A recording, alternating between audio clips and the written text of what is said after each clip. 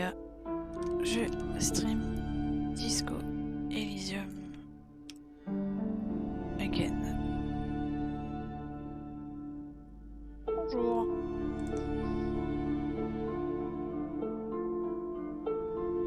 Moi j'ai une barre blanche là, c'est bizarre non? Ah c'est parce que ok.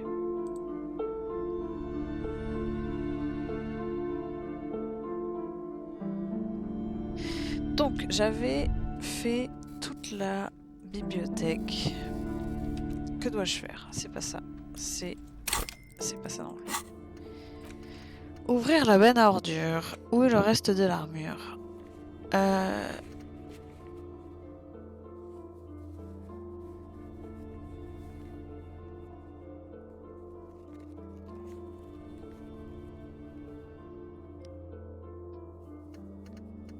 Alors.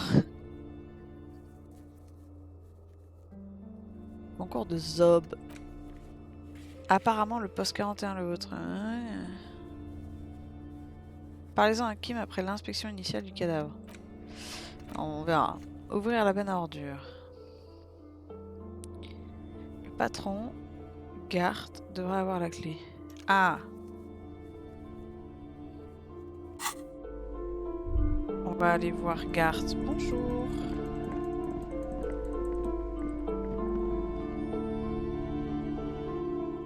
J'espère que vous allez pas être encore relou et que vous allez me donner cette clé bien sagement.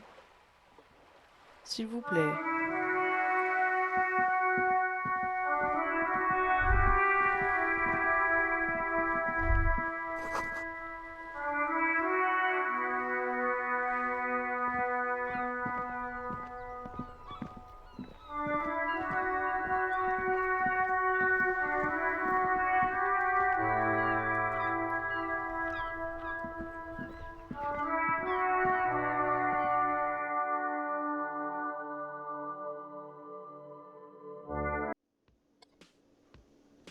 Oh, il y a quelqu'un de nouveau. Qui es-tu, toi? That sugary black rum stain on the counter makes you teary-eyed with joy. It's Oh no. almost touching how syrupy and sticky it is. How long have you been up already? Cette tache de rhum, brun et sucré sur le comptoir, te fait monter des larmes de joie aux yeux. Le rhum est tellement sucré et collant que c'en est presque émouvant. Depuis combien de temps es-tu debout? Ça fait très longtemps. Je me suis réveillée vers 9h. Je ne veux pas boire. Oh, maintenant. excuse me. Do you have something better to do than lust for sweet syrupy rum and lemonade? With a twist of lemon? Maybe lime? Maybe who cares? Just rum? Non. Non. Non. Non. Je suis un homme nouveau. Très bien. Est-ce qu'on est d'accord là-dessus? On est d'accord là-dessus.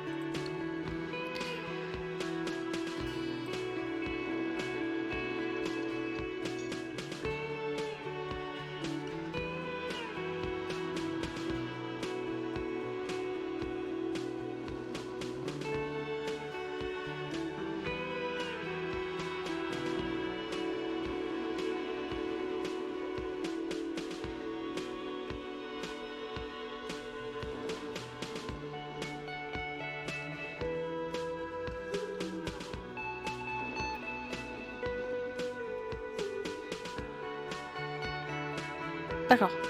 Très bien. Ravi.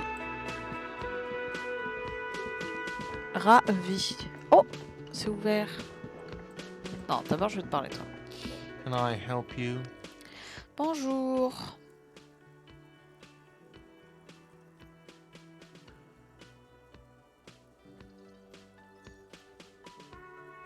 What thing?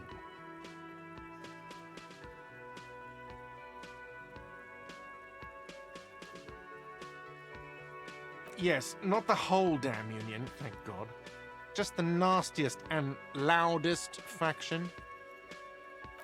They come here in the evenings. Dumb, unruly types. Think they're big shit.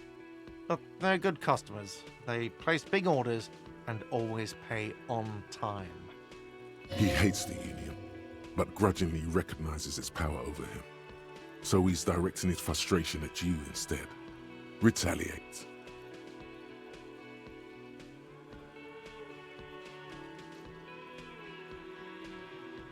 Non. Je veux être gentil avec lui parce qu'il faut qu'il me donne sa clé. We should find out who this Lord faction is, occupying the booth. Loudness means talkative, and we need info.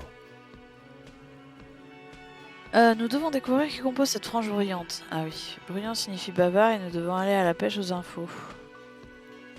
We don't. We have to wait. They'll show up sooner or later. Men get hungry, even striking men. If not today, then they'll be here tomorrow. What? By the way, you should come back to this thing-based questionnaire if you see anything interesting in the whirling later. À propos, tu devrais revenir poser des questions sur cette chose si jamais tu découvres encore quoi que ce soit dans la situation ou en ligne plus tard. Another thing. Great. I love though. Yes? Ok. Mine? No, it belongs to the Whirling in Rags. Thank you for clearing that up. Why do you keep the container locked? Why?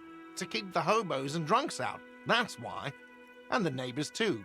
They put their trash there and they don't pay for the garbage company. I thought as much. And are you the only party with access to the trash container? Well, yes. Us and the garbage disposal company. It seems a little callous, doesn't it? Something stirs in you. C'est un peu inhumain, n'est-ce pas? Ça te remue à l'intérieur. Ok. Prod at him and find out.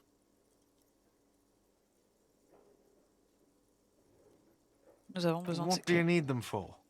It concerns the case. Please cooperate. Just bring them back once you're done, please. Oui, oui. Au fait, je vais me faire un karaoké ici. Absolutely out of the question. You wait and see, cafeteria manager. Absolutely in the question. First we find a sad banger. Then we sing this place to shit. Yes, have you got it?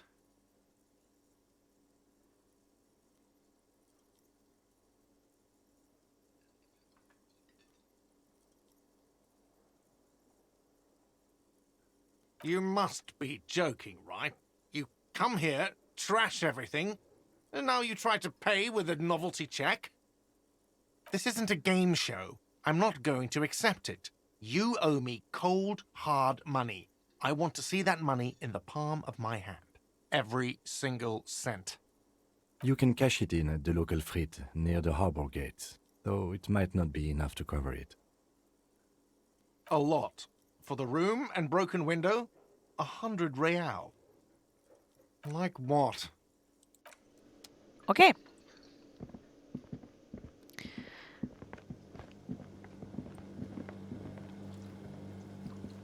Inspection de l'hygiène. Bonjour, bonjour.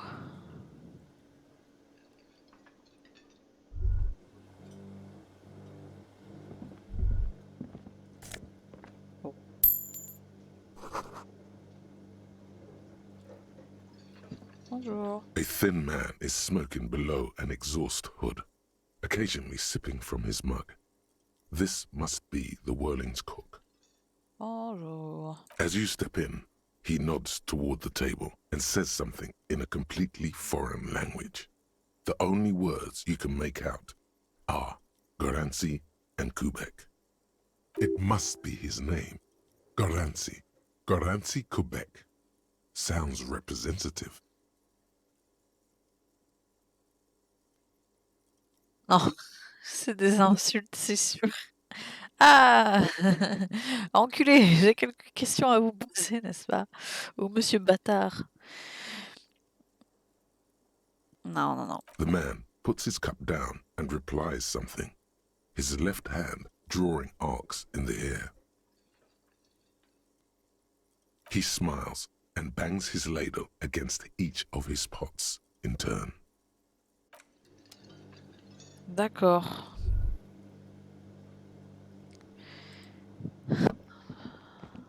You see a heavy steel door with a prominent dimple lock.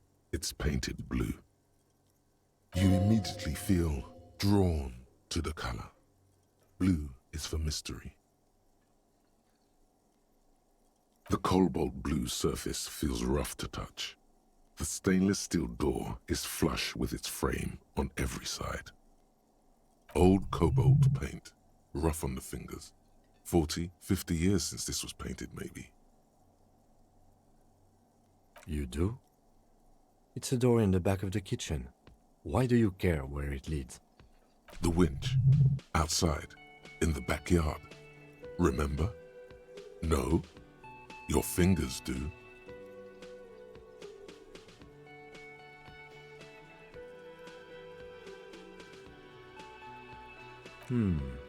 Well, if there was a winch, I suppose we could look into it. As a side investigation.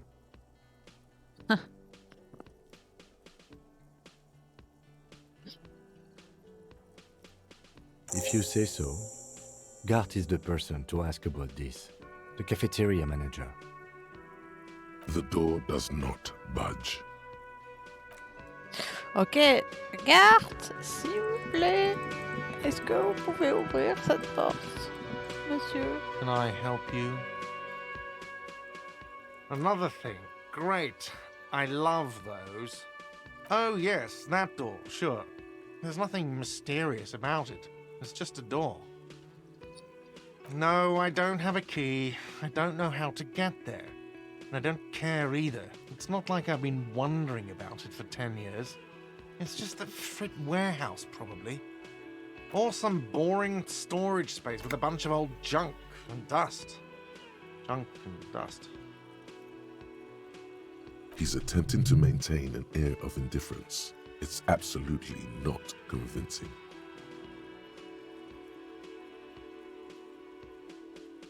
Fine, okay, a little. But my job doesn't leave me time for wondering about one locked door in one of the cafeterias I manage. So, I haven't opened it. I have cleaned the whole place 100 times over, though, after the animals. And I haven't found a key, so good luck with that. Yes? Ok.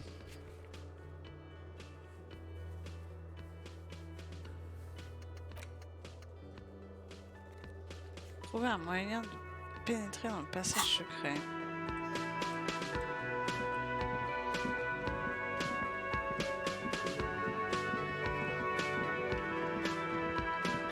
You see a heavy steel Ah oui, d'accord. Il est propre comme ça. Et toi, tu sais pas où elle est là? The man ponders his cooking utensils and gives you a little nod, acknowledging your presence. He looks up at you, then looks away quickly, shrugging and muttering something to himself. Shrugging is an international sign for, no, I don't know what's behind that door. Ok. Donc ça, c'est le truc des syndicats. On va monter.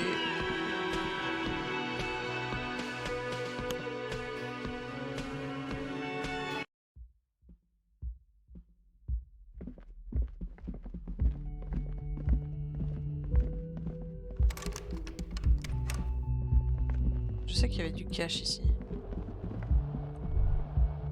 Que j'ai pas pris et maintenant je vais le prendre parce que je suis un peu fauché. Hein, qu'on se le dise. Oh, c'est quoi ça?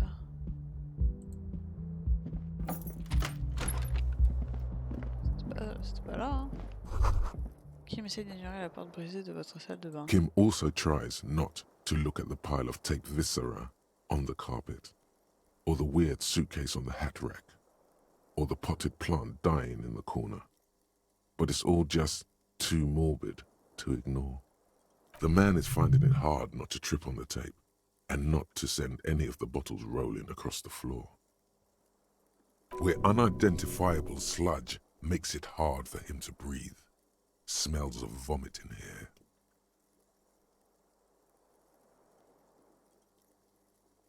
No problem, officer.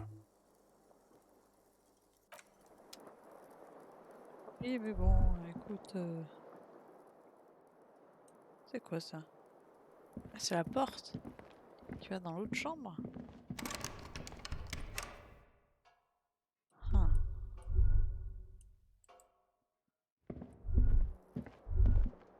The bed is cold and not particularly inviting, but it's yours. The sheets look awful. The option to go to sleep becomes available every night after 9 p.m. Ah, on peut aller dormir. Incroyable. J'hésite à aller voir la dame là qui était là. Même si c'est pas très poli. The door is closed. There is no answer. Ah. You hear the shower being turned on, somewhere inside. A tremendous loneliness comes over you. Everybody in the world is doing something without you.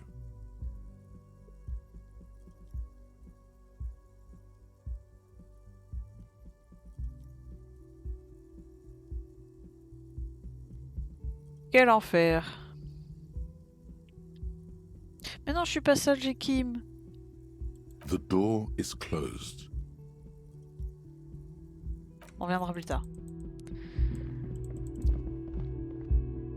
J'aime pas déranger les gens.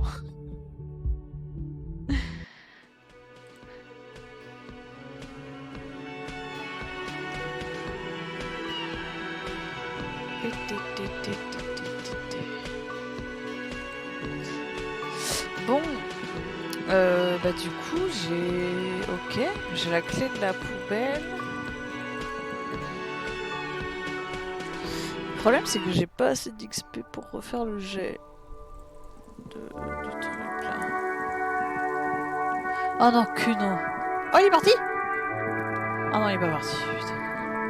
Oh, ça aurait été si bien qu'il parte. This trash container is locked. With a well-oiled crack, the lock pops open.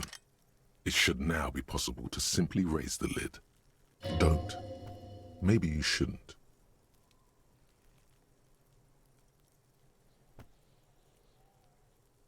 There is, but you won't like it. Sweat forms on your brow. Your hand is still on the lid. Il faut agir. The smell of rotten food rises to greet you. You see soggy cartons, dirty rags, and organic waste.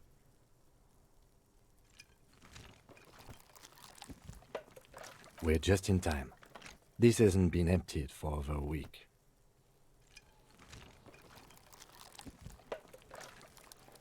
You see milk, an egg rest with one broken egg in it, some pasta wrapper.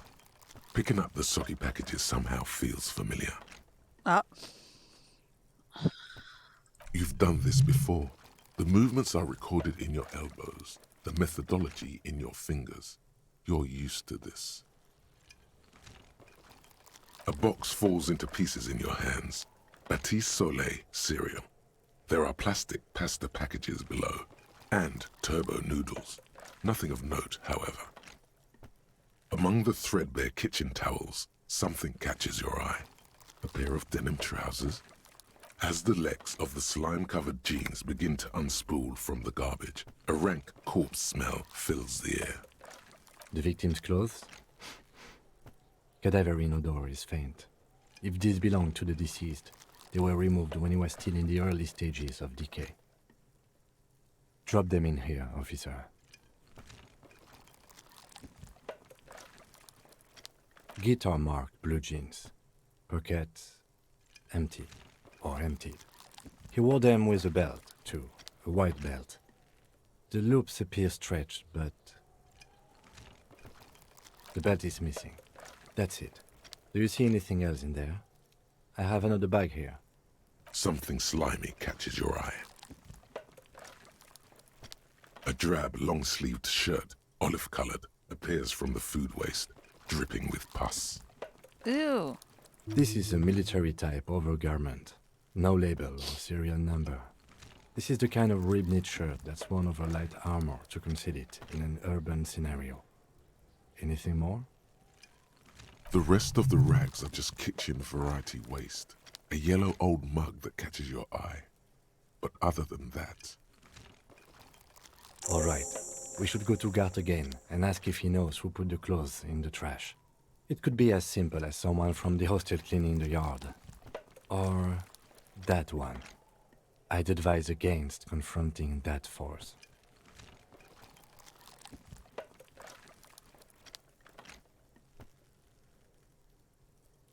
Not really. All we know is the victim's clothes are in the trash, the lid was locked, and his establishment had the key. It's just a small loose thread. The fuck's he on about? Kids? You hear that, Kuno? He thinks you're an infant or something.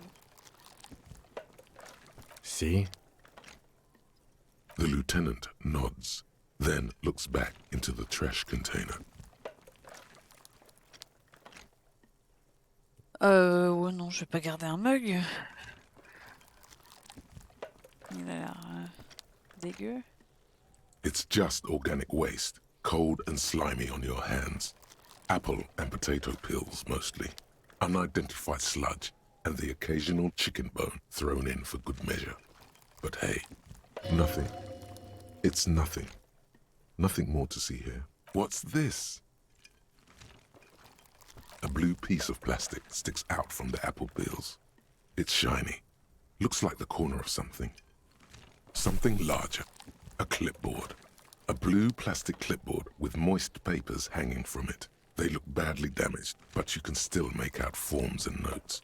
Written in a man's handwriting. Officer, is that your paperwork?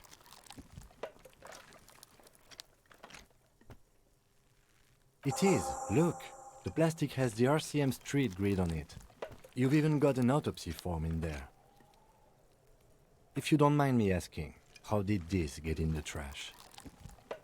Ça devait étouffer ma personnalité. Elle dégage de mauvaises ondes. Peut-être que j'avais besoin de me débarrasser pour que le grand bain de sang puisse commencer. What the fuck? Je crois que j'avais plus envie d'être free.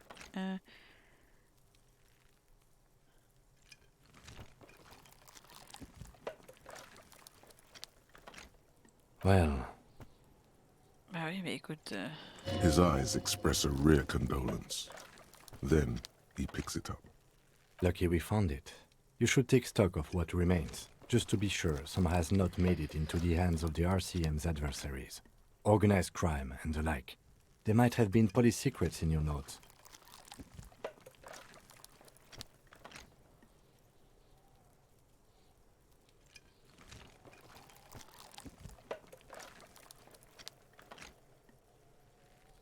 It would also not hurt to start taking notes on the case.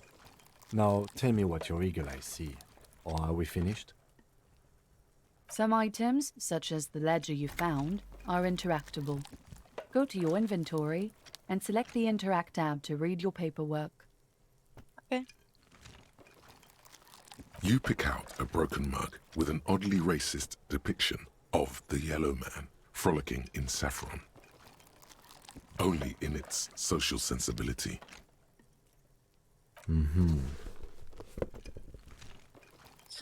The container sounds a muffled gong. That's one thing off the list. I think we got it all. Ok.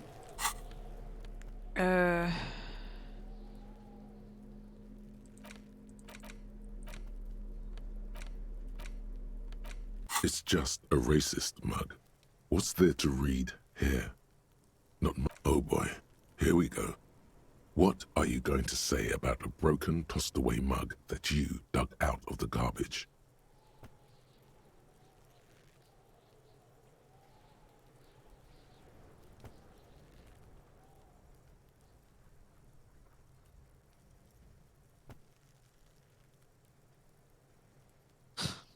But it was in the trash. Why not just call it out when you see it? Or do some volunteering work? Just finish your case, detective. Oui, oui, écoute, hein, bon.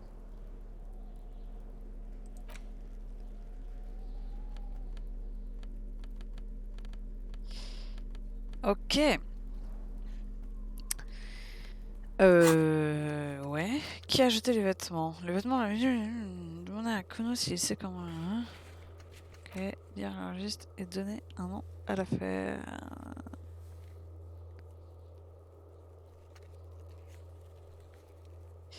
Oh, je sais comment je vais l'appeler. It's the ledger you found in the trash. A pitiful cabbage of white and yellow papers hanging from plastic board, barely held together by a metal clip.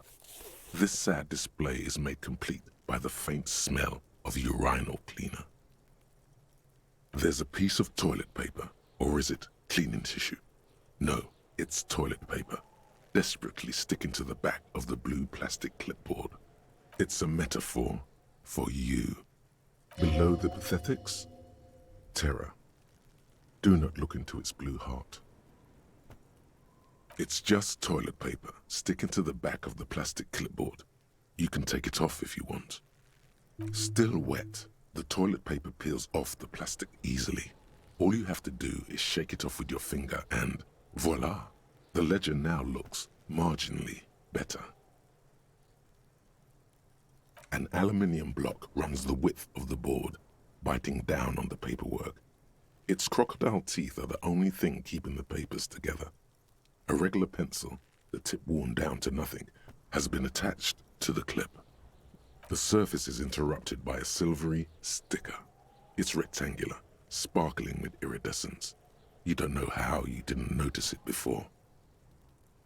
Looks like an official mark, made to be low visibility outside the right circumstances.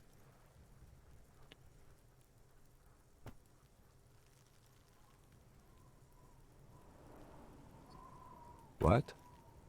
Yes, halogen watermark used for adding information to RCM property.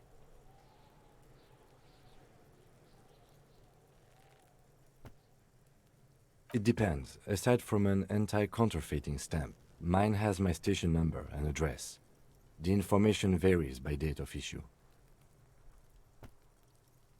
How many years you've been on the force, he's thinking. It'll have that.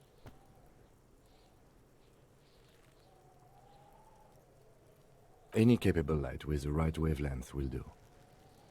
All RCM vehicles have headlights designed to reveal halogen watermarks. Mine too. Oh. This means you can read the watermarks if you just turn the lights on. Okay. While a bunch of sodden papers sag from the clipboard in your hand, it's a sorry sight. They're not exactly white. They're yellowed in patches by sunlight and alcohol, and covered in dense blue handwriting. Ink escapes into watercolor patterns, reaching its tendrils across entire pages. The paper itself is checkered, with faint red lines forming short paragraphs. Once in a while, there's a red stamp that exclaims, "Case files commit to paper." The case files themselves are plenty. You count more than 100 sodden, crumpled up, earmarked pages falling apart in your hands. They appear to be sufficiently organized and extremely dense, if mostly illegible.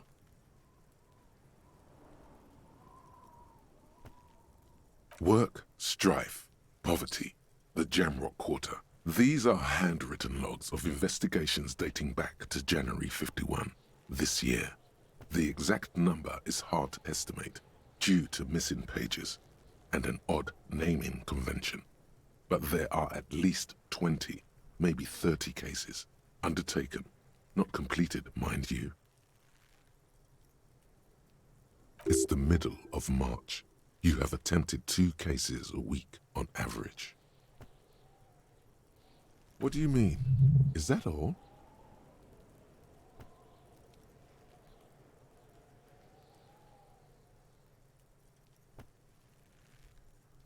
Huh? 2 complex cases to undertake is a lot, yes. You really have to push yourself. I would not suggest it, lest you start making mistakes. 2? That's a lot. I didn't mean to say you are making mistakes, by the way. That was presumptuous of me.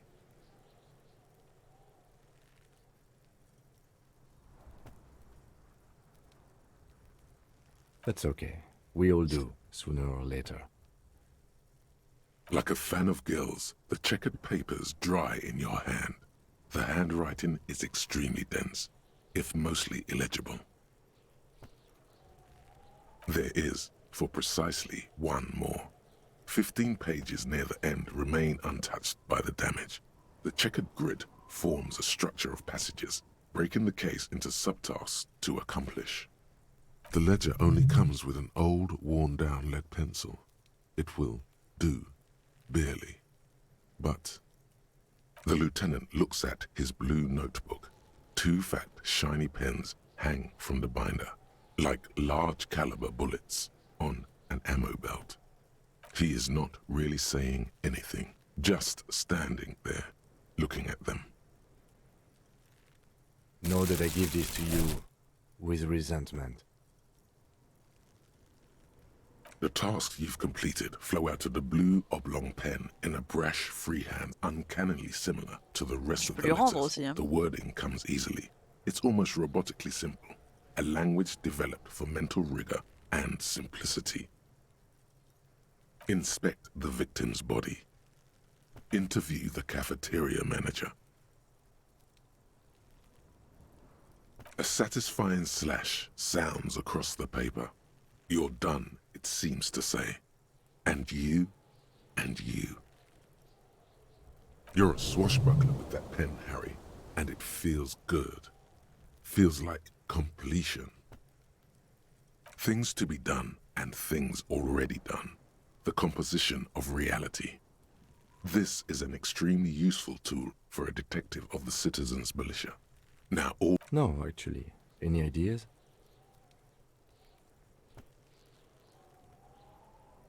Le pendu, c'est au fond du miroir que vivent les furies. Le soleil couchant, une sacrée paire.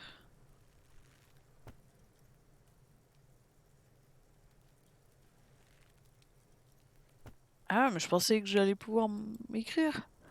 Mais pas du tout.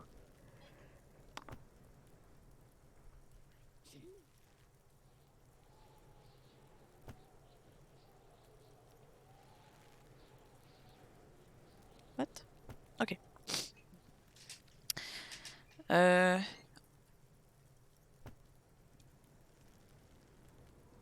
J'aime bien c'est au fond du miroir que vivent les furies.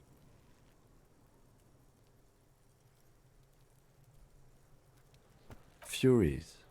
Yes, well, I don't know. I have to be honest, I'm not experiencing the internal strife that it refers to. And also, could you make it less poetic somehow? Just a normal case name, you know? Think, what would that be? A good normal name. Pendu. Great, that's great. That's actually what I was thinking too. The Hanged Man. Good, strong name. We have a very good name for the case now. C'est bien parce que je t'aime bien. Hein. I'm going to start calling it the Hanged Man. It's good we sorted this out. Trop mignon. Nomenclature? Yes, it appears you employ a, shall we say, robust yet literary system. Each investigation has its case number written on the margins. Yet, still more tellingly, most are accompanied by a name. Ouais. Yes, all caps. One is called The Next World Mural. Another, The Square Bullet Hole Murders. Another yet, The Unsolvable Case. Others appear more light-hearted. The guys on a couch in an unexpected location, and the murder at the hookah parlor. Even the rare article-free collapsing tenement. Murder features prominently throughout. It's going to take an effort to piece these case files together, but it can be done. Once you're done inspecting them up close. Yes, how very childish of you. In your and my defense, almost everyone in the RCM uses the titular system, in addition to the official alphanumeric. It's a holdover from the early days of the RCM, right after the revolution, when the organization had little idea how to do things. It persists in an unofficial capacity. Officers use these titles to refer to their work among themselves. Again, in your defense, I seem to have named one The man with the hole in his head. That was a real person. His death was real. Still, I named it that, to amuse myself.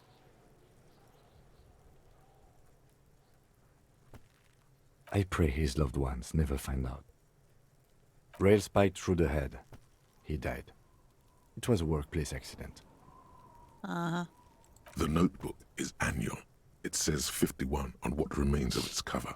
A molten strap of cardboard. Everything prior to this must have belonged to a previous volume. In short, there was more. You don't exactly close them, so much as distance yourself from the smelly papers. They're a little further from your nose now.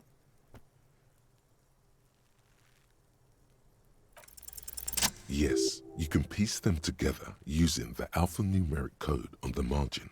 It always begins with HDB41, then date of initialization and time of arrival on the scene, followed by the title. For example, HDB 41120111700, the next world mural.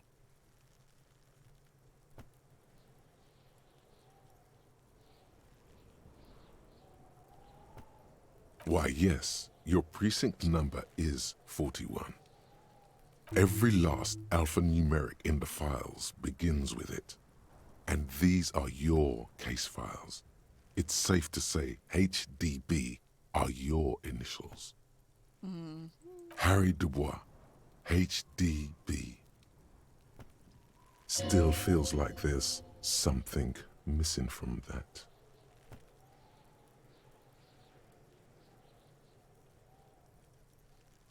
Not much has changed in the meanwhile.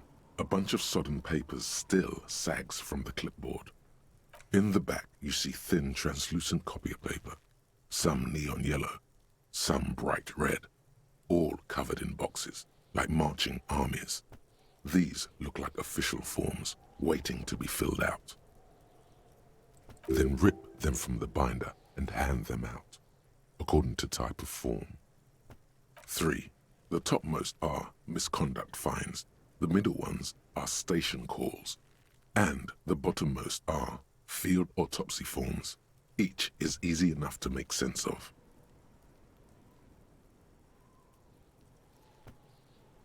A monetary penalization ranging from 20 to 250 real. Severe cases allow for 1,000 real, but that requires special paperwork. The details of issuing these fines are spread out over the rest of the fields. A monetary penalization ranging from 20 to... These are quite sinister in turn. They give a date and time for the person to appear at the specified precinct police station. Below the call are the criminal charges you risk by not appearing. All in a print so small it could be considered downright cute. A dozen pages of thin copy paper, bright red in color. You see the parameters of a deceased human form waiting to be filled in. Age, sex, condition of internal organs. Yes, all that remains now is to fill those forms and hand them to people. Fines for wrongdoers, interview requests for bad guys, and field autopsies to dead guys. The rest of the stinking cellulose is much worse for wear. It's made of dark blue plastic, hard enough to beat someone to submission with. The edges are rounded, however.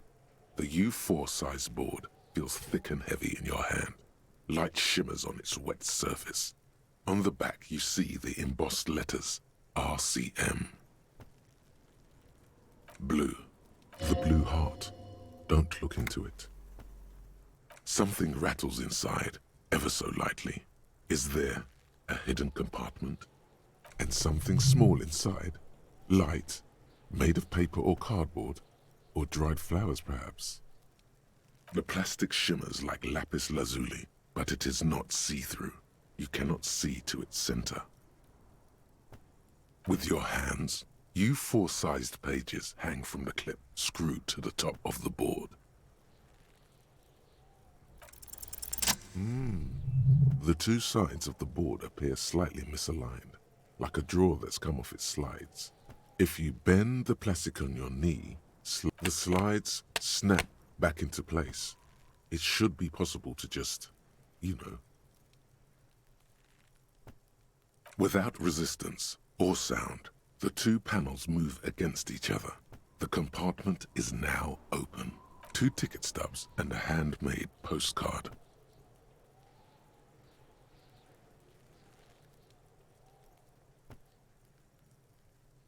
Two octopuses are smiling, reaching their tentacles toward each other in the colored pencil drawings.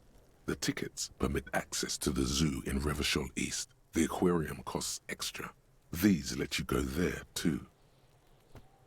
Thin wax paper has been glued to a piece of cardboard. Sounds like leaves rustling when you pick it up. You see violet flowers, floral patterns, patches of glue. It smells of chewing gum, apricot flavored, a touch of cinnamon, the end of summer. You think the label says tutti frutti. Familiar handwriting lines the inside of the card, looped, round letters in a woman's hand. A young woman in her 20s. There is care, effort, and a smile, you think. Although that is not something you can read from someone's handwriting. Harry, it begins. You're already reading. I wanted to write you a letter so you can read it when you wake up. Maybe it will make you happy. Throw it away, please.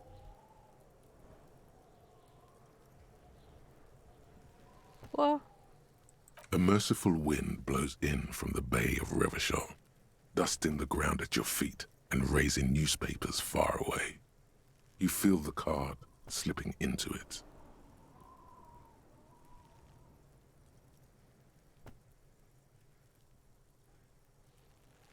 Your hands shake, holding onto it. Every morning when I step out and you're asleep behind me, it says, I find a little piece of sadness in me. I carry it in my chest, down Voyager Road. Every step I take, it grows. By the time I reach the fuel station, it has filled me entirely.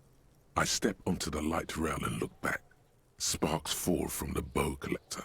I know it will be like this until late afternoon, when I get off the 42 and walk back to you.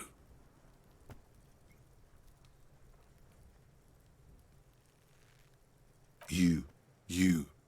Every step I take will get lighter. It almost makes me run. Sometimes I do. I can't believe I met you. I can't believe the happiness I feel with you. You have a vast, vast soul, and I will always, always, always come back to it. Kisses, kisses, kisses. You feel the air sucked out of your lungs and the blood sucked out of your head. Everything around you gets dark. Small white dots appear. You feel the ledger slip from your hand. No, hold on. To what? There's nothing. Detective, is everything all right?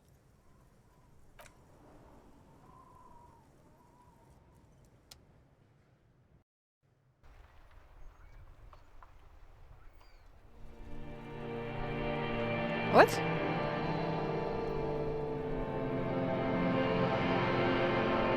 What?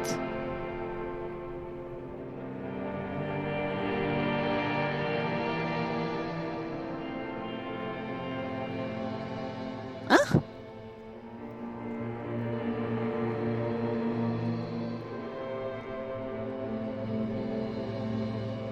What? Non, c'est une blague. There is nothing. Again.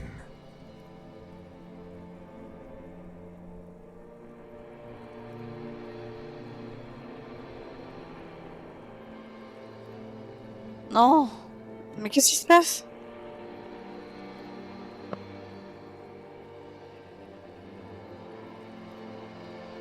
J'ai fait un game over, j'ai fini le jeu, pourquoi? J'ai bien le droit de lire une lettre, non? Nothing sad, brother. No treachery, just blackout. Well, almost nothing. There is the ground below you, that's still there. And the small light that's on, fluttering, somewhere in the basal ganglia. That's me. Blue eyes, that's me.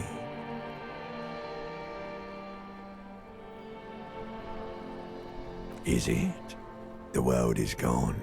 You are no longer reacting to outward stimuli, yet still. A bitter, caustic sense of loss remains. Even in the darkness, great sorrows slip in the water. Slimy.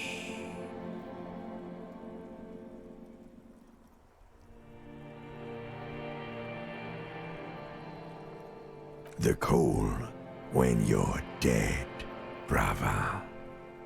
Here in the paleo-mammalian cortex, we call it the shadow. Because it's always there. Tell him. Tell him. Ah, yes. In the olfactory system, they call it the apricot chewing gum scented one. It's unhealthy of them to linger on it so. But as they say, what do you do?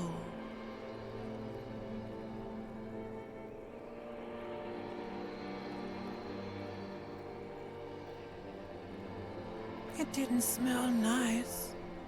It smelled like betrayal.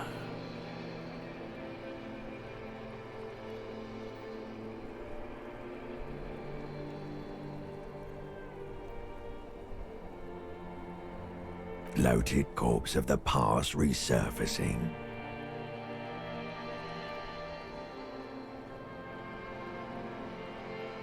Quoi?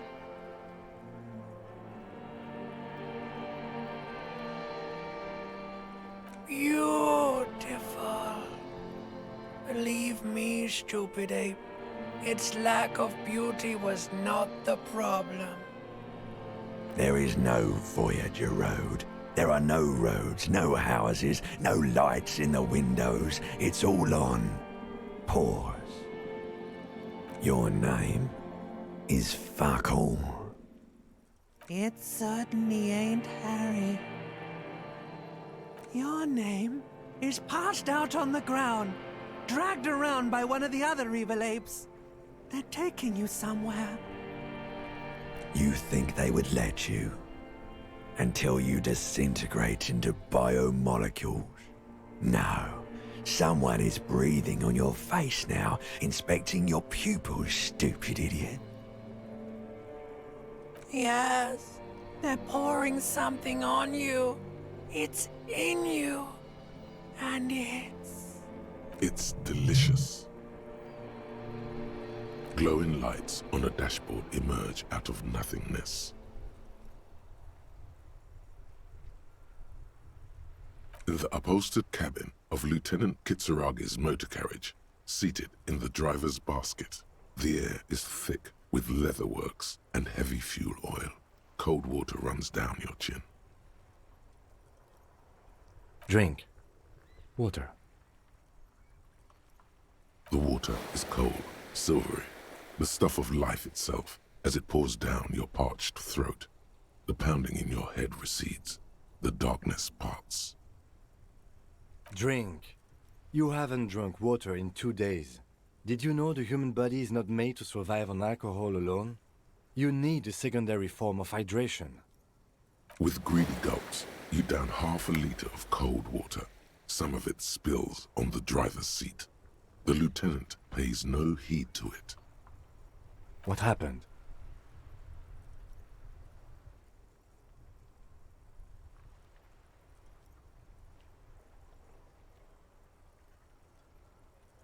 You were reading your paperwork. Then you passed out. I carried you to my kinema to take you to a hospital. Then you came to. 10 minutes, maybe.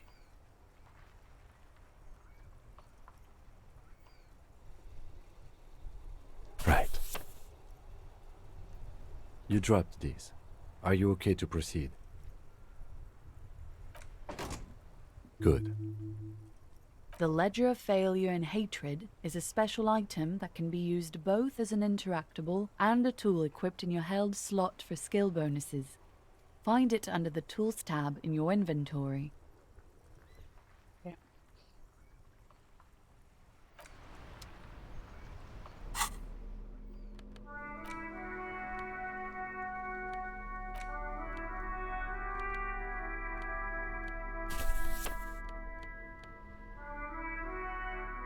-2 en autorité.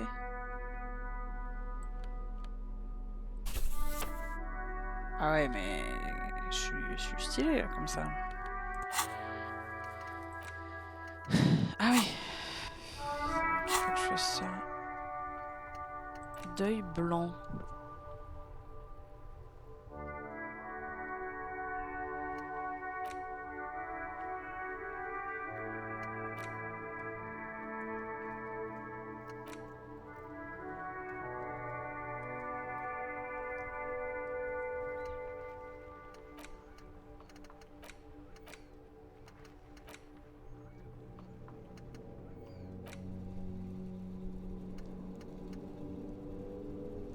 Ah, c'est ça que ça me donne. Ok.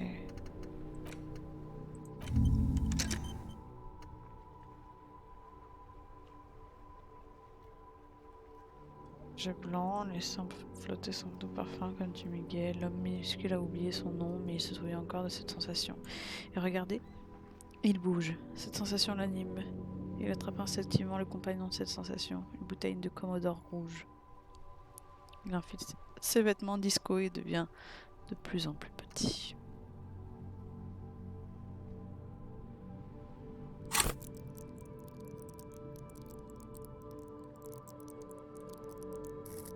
Ok.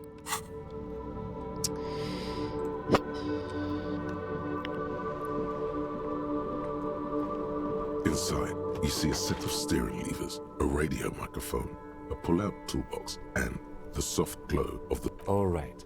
Ready? I turn, you press start. It's next to the preheater. He's downplaying his excitement. The lieutenant is more than happy to show off his precious carriage. The dashboard lights up with orange glow. The rounds per minute gauge jumps, and the engine of the Caprice Canadian comes to life with a whiny growl. Mais ça fait un boucan. Like a leopard waking from its sleep. The lights unfold with a little click, casting electrical light onto the ground before the vehicle. There you go. I'll turn them off from the remote once you're done. We just need to stand in front of the machine now.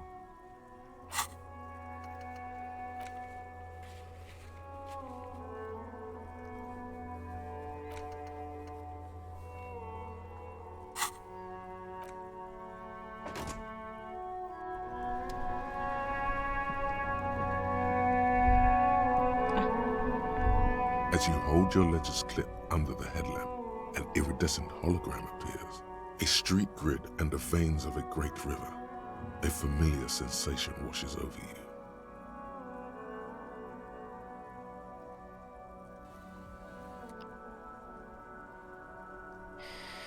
Ok, alors attendez.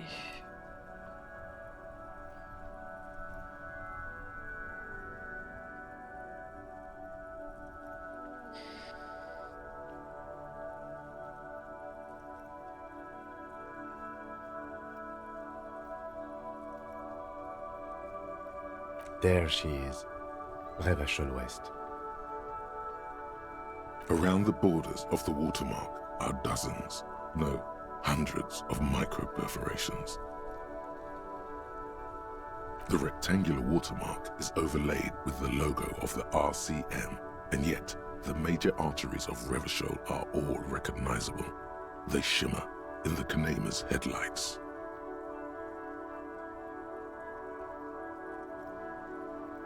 A rat brazenly darts past you and disappears amongst the stopped lorries. In the distance, a child somewhere shrieks.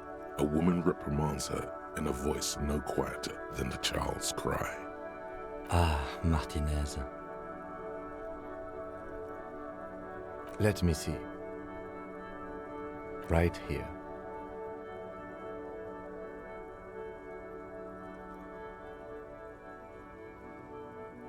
No, it does not.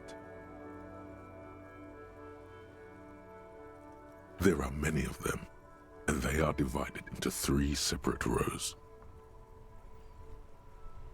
The first row has 18 dots. Not bad for what? You don't even know what it means yet.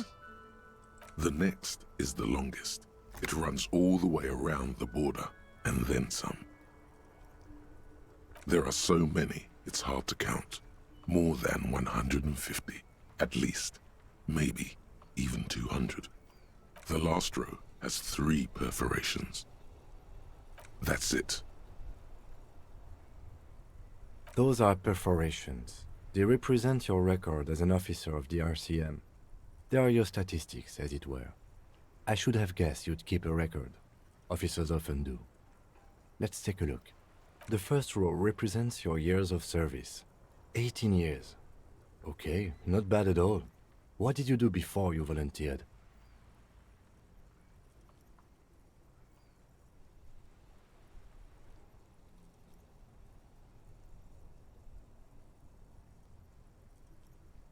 That's what it says. I might have guessed even longer based on your age. What did you do all those blissful years of your youth? Fair point. Let's move on, shall we? This next row, the one that wraps all the way around, is your number of closed cases. Closed is good. It means finished. You've got, let's see... Wow, more than 200. It's quite a lot, even for someone who's been on the force for nearly 2 decades. Usually, clearing more than 10 cases a year puts you in the 90th percentile of all RCM officers.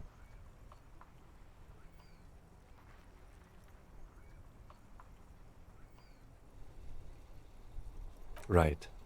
Those are your confirmed kills. You've got precisely 3 perforations there.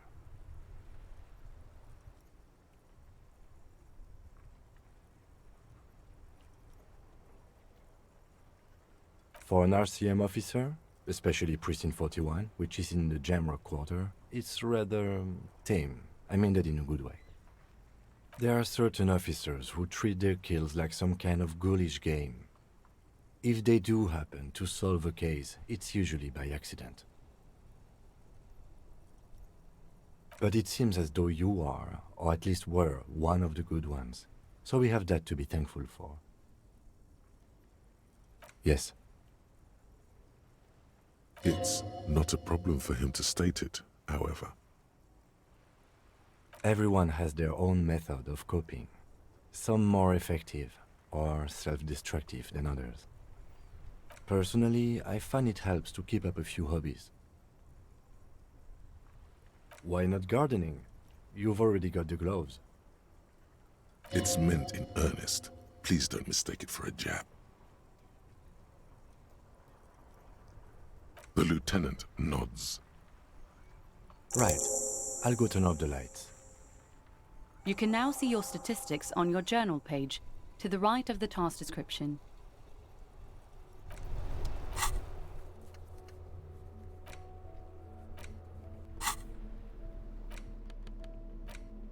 It's the ledger you found in the trash. A cabbage of papers hanging from the board, with the permeables drawer inside.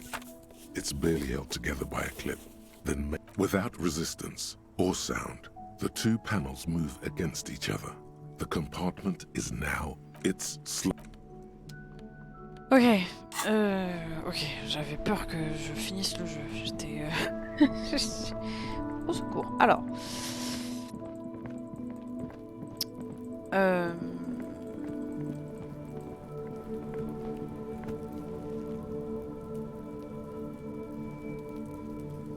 Faudrait peut-être que je le fasse descendre. C'est quoi comme jet que j'ai besoin? The man before you is naked, but for a pair of underpants and white boots. His skin is marbled with decaying veins and blotched by lividity. C'est court On his intérieur. chest, a fading web of tattoos. The cargo belt used to hang him Ouvrir ce from the lancer tree blanc. looks reinforced. Oui, oui. Merci. Pour ouvrir ce lancer blanc, améliorez votre cours intérieur grâce à des points de talent. Cours intérieur, merde.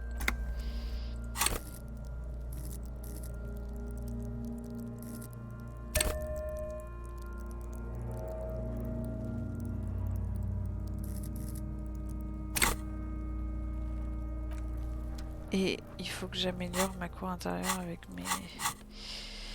Alors, encyclopédie. Voilà, plus cour intérieure. Plus un esprit de corps.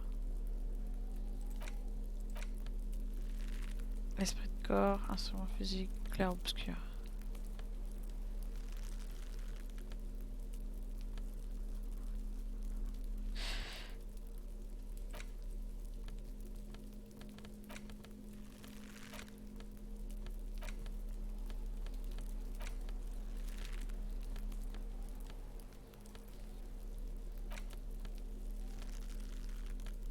Ok, bon, on va... The man before you is naked, Ah. but for a pair of underpants and white boots. His skin is marbled with decaying veins and blotched by lividity. On his chest, a fading web of tattoos. The cargo belt used to hang him from the tree looks reinforced. On va y arriver cette fois-ci. I'm gone. Ok, alors là c'est stylé là par contre.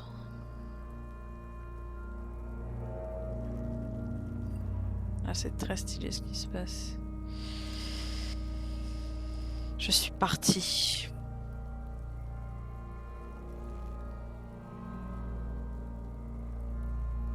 I'm a joke. Look at me.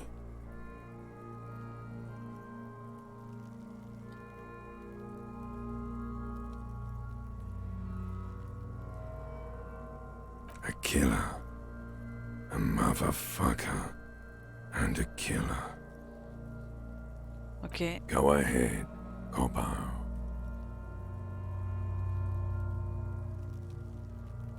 Into the wild pale yonder.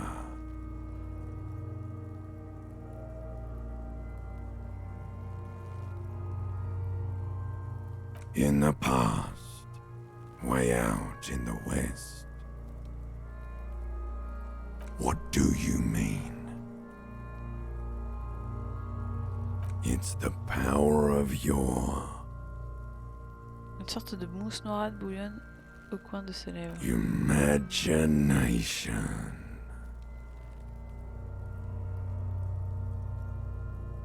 Yeah, man! Don't be crazy! Inanimate objects and dead people can't really talk to you! Your wild imagination is doing this. Ask some more of those questions you love so much.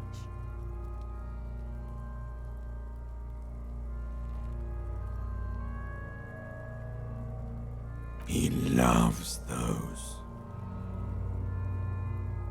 Because you're a copperoonie. Look at all of them go. Do you want more questions? Here you go, you loony.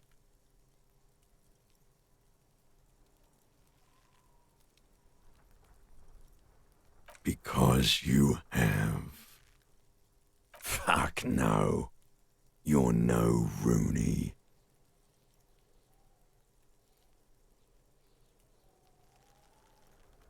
No, you're not a Harry either. You're a motherfucker. That's who you are. Rooney the motherfucker. Do I remind you of someone?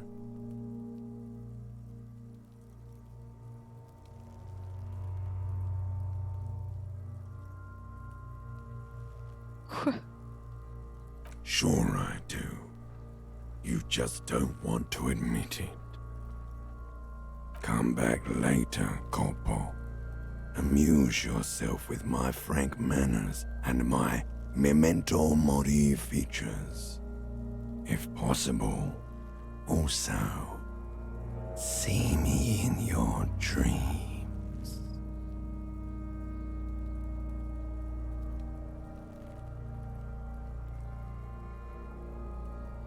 Of course, you have questions, don't you? The power of your imagination is at your service. Do I remind you of... No, not quite. Be fair now. You sure I got out of that one? Cop Bellini. Come back later, cop. Are you sure we finished the preliminary examination of the cadaver? We might miss some of these things once it's done.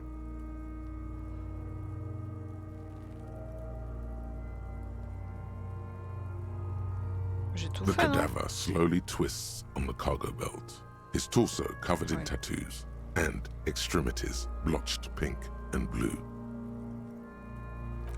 The steel-reinforced belt presents a unique challenge. I brought chain cutters, but I don't see a good angle of approach to the belt. J'ai gagné un point de talent. Ah. Ok. Ouais.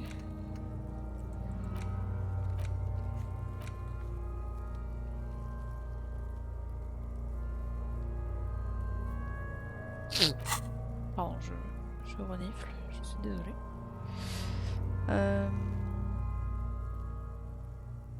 The cadaver is a good 1.2 meters up. Neither one of us can reach the belt without assistance. And even if we do, there's the question of cutting it.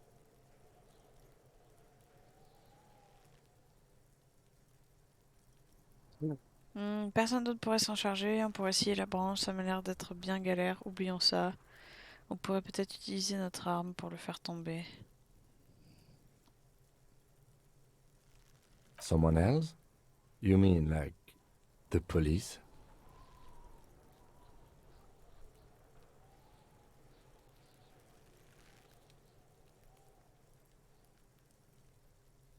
Sadly, yes. The whole RCM is out there right now, doing the exact same thing we are.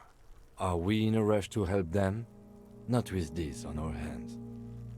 I know it's hard, but I assure you, the others won't come to help us. And we have a growing sanitary concern here. We need to get him down, fast. Climb up there and saw the branch? There has to be a less risky way, with less falling down of trees. Yeah! Bang bang time, pig! Shoot his head off! How? Where the buckle ties the rope to the branch, that's a good spot to aim.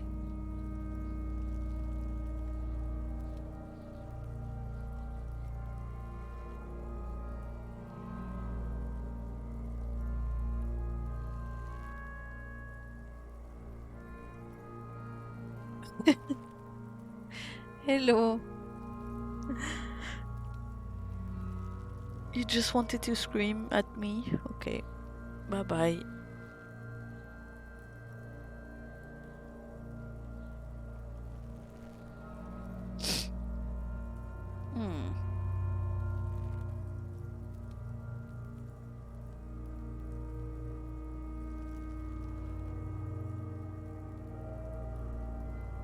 Where? Ah, yes, I see. If the shot hits that, there might be a chance to release the belt. Yeah, now we're talking. Entertain a Kuno with some shit. They'll miss! The pigs will miss Kuno!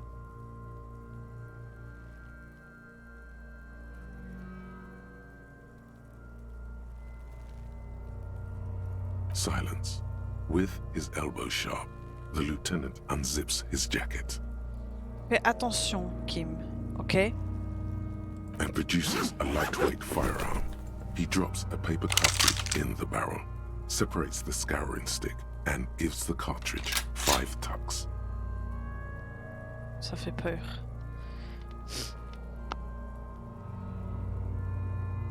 Securing it in place.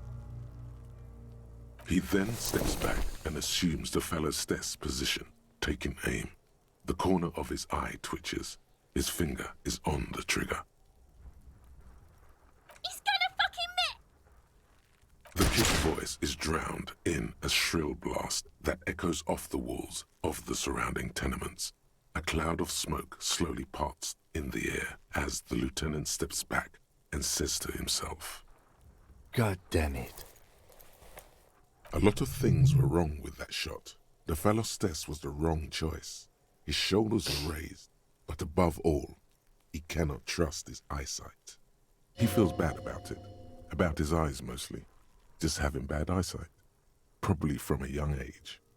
Whatever you do, do not console him. Fucking idiot! Mookabat asshole! Kuno could have hit it easy, but then Kuno's not fucking handicapped, is he?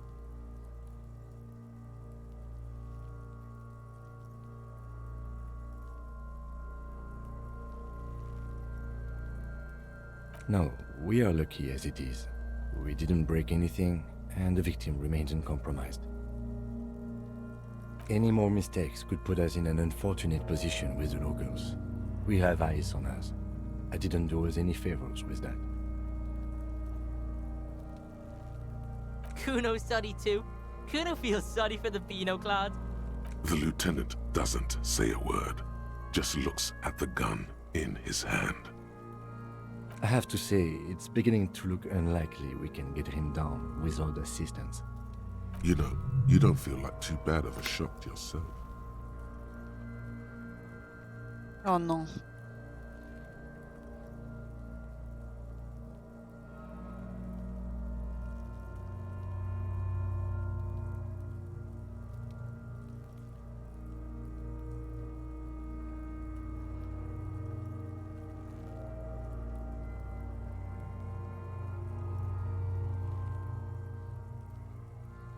It's bad as it is, us shooting firearms like punks.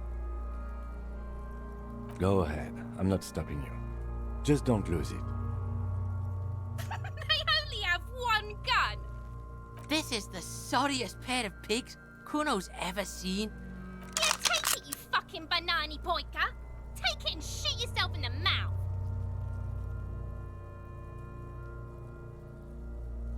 The cold piece of bakelite and gunmetal is surprisingly light. Si Your je fingers rate, fit right j'ai through honte. the guard, instinctively resting on the trigger. You've held this, an A9 armistice, before. At some point, it probably used to be your choice of firearm. It still feels comfortable, like you never laid it down. The fuck are you waiting for, Kuno? Tell him to shoot himself in the mouth! The buckle comes into focus in your sights. You stand with your feet planted firmly in the ground and your left hand supporting your gun arm. Why don't you just shoot yourself in your mouth? At least you won't miss. Pointez l'arme sur Kuno. Ah.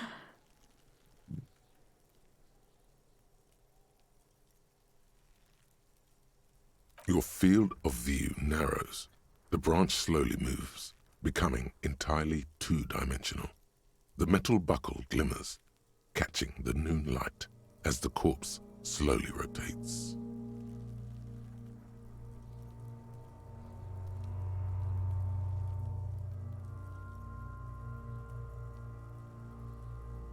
Votre fusion serait ainsi la branche bouge lentement, réduite et durera de dimension. La boucle en métal scintille, reflétant la lumière de la mi-journée alors que le cadavre tourne The lentement. slow movement of the branch in the wind and your shoulders directing the gun sync up, dancing hypnotically. Look, he's crying! You gonna cry now, fucking faggoty?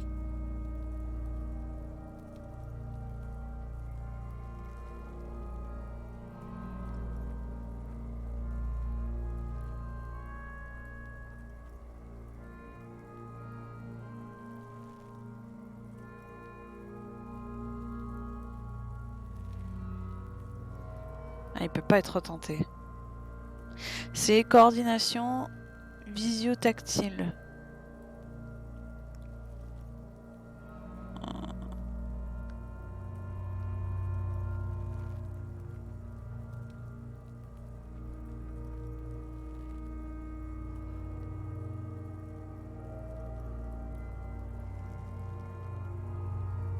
Non, j'aimerais trop la buter, mais je sais pas. C'est pas bien. Alors, Est-ce que je dis la ferme? Ça risque de me déconcentrer en vrai. Elle risque de parler en même temps.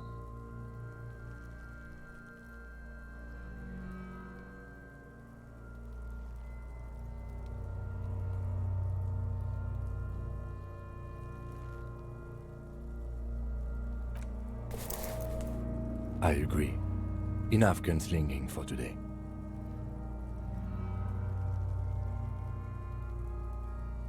Non mais attends, je veux I retenter. suggest we go to... Chut, Kim, je retente. C'est juste que je veux vérifier si j'ai... Visio, affinité mécanique, sang-froid, mise en scène, électrochimie.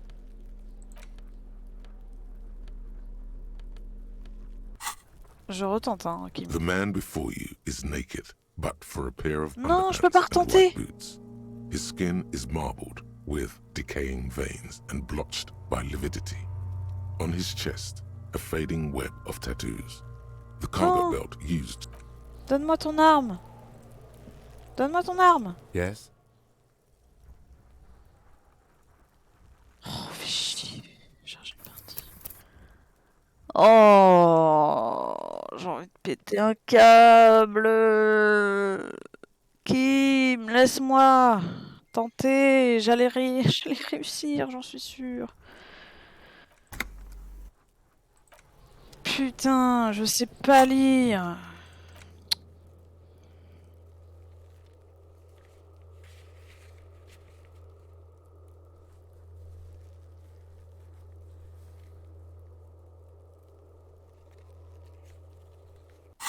C'est qui Edvard Claire? J'en ai rien à foutre.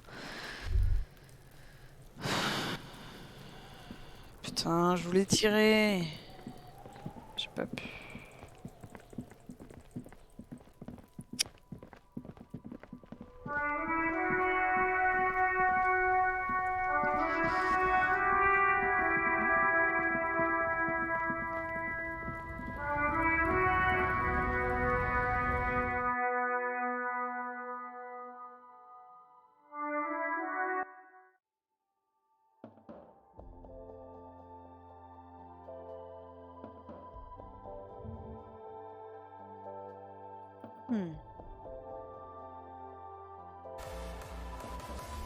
Non, stop.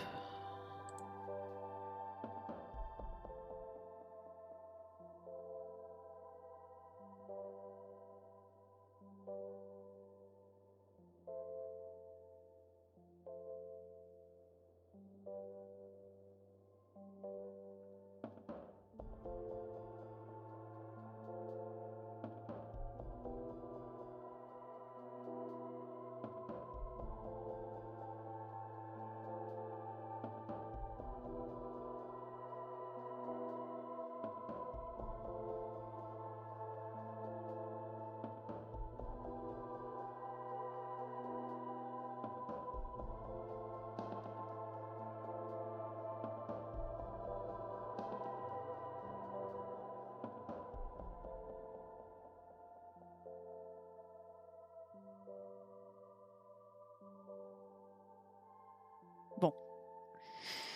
Ah, ça m'énerve, je suis frustrée, j'aurais dû sauvegarder avant. OMG. Is this about the questions again? Because I don't really know anything. A warehouse? I don't know. Maybe. I don't really care what Frit does. She scrunches up her face into an expression of consummate adolescent skepticism. Fine. Frit doesn't have a warehouse. Just a little back room here. Okay? Wow. I didn't know you worked for the Union, sir. Anything else I can do for you? That was easy. Worryingly so.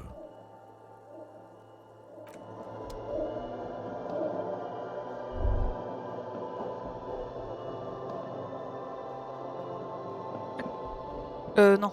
Ah! Je vais acheter... Ah!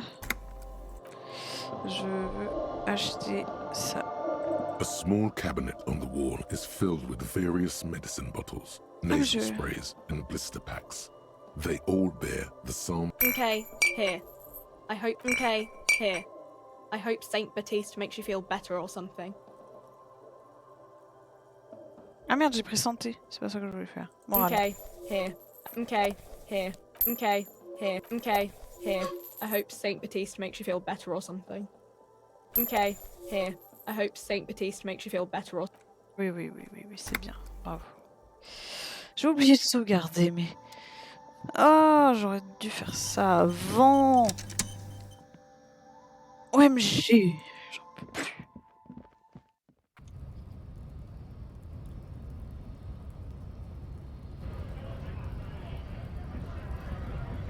Aïe au port, faut que je demande. C'est lui? La musique là, elle est trop stylée.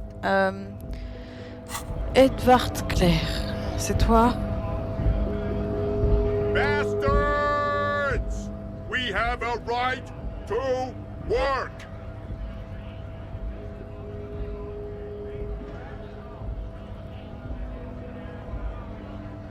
Hold up and stay frosty, everyone. Cops are here. You here to fuck with us? Beat the honest worker down.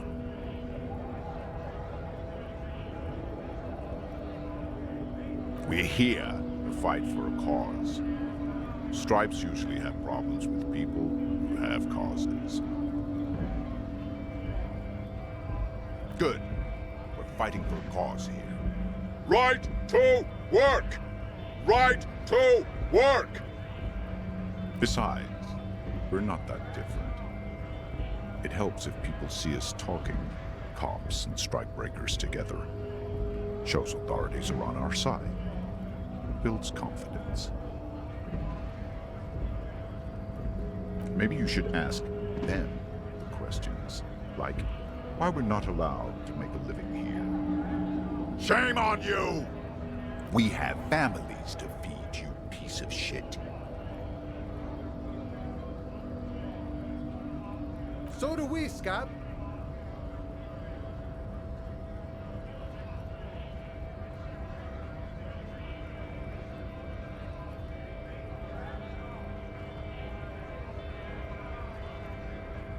We were promised work.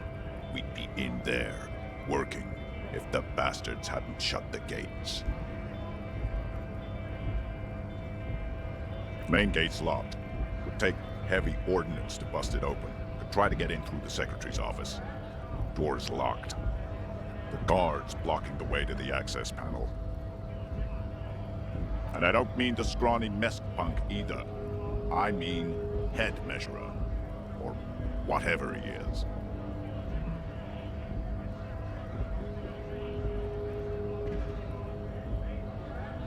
Huge Seminese guy standing up there on the overhead passage. Won't let anyone by. The access panel is right behind him. Bad. Standing on a narrow bridge, he's got a strategically advantageous position. And he's trained. I don't know how the Union has a trained killer up there. But that one's no joke, and my men are tired and hungry. They're workers, not fighters. Like civilized folk, you mean? These native fucks don't understand civilized. It would be better for the neighborhood if you went home, at least for now, if you can't get in anyway. No! They will give up eventually. Or get drunk. Leave the button unguarded. Then we charge.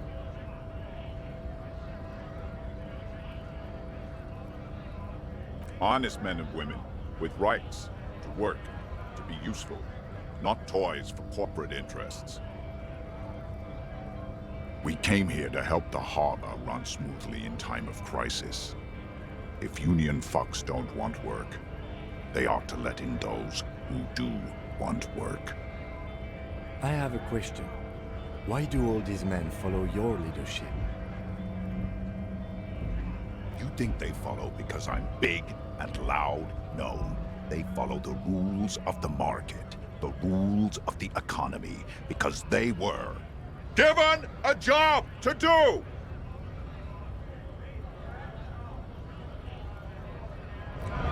Ok, donc c'est pas à toi que je dois parler.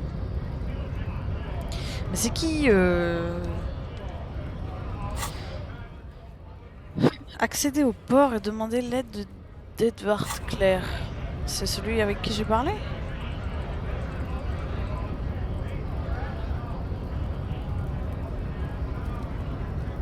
Je crois, hein.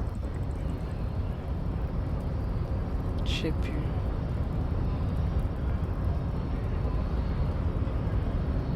Non. Merde, c'est pas ce que je veux faire. Carte.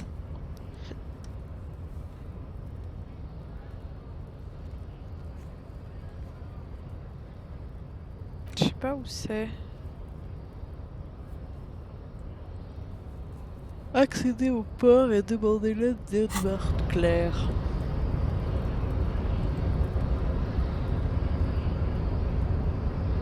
Your body continues to betray your degeneracy.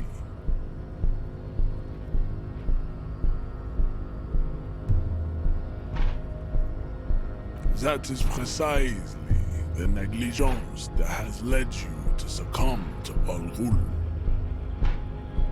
You reek of it. An invisible sword of Al Ghul emerges from your throat. You cannot see it, but others can. It is making the woman in my company sick.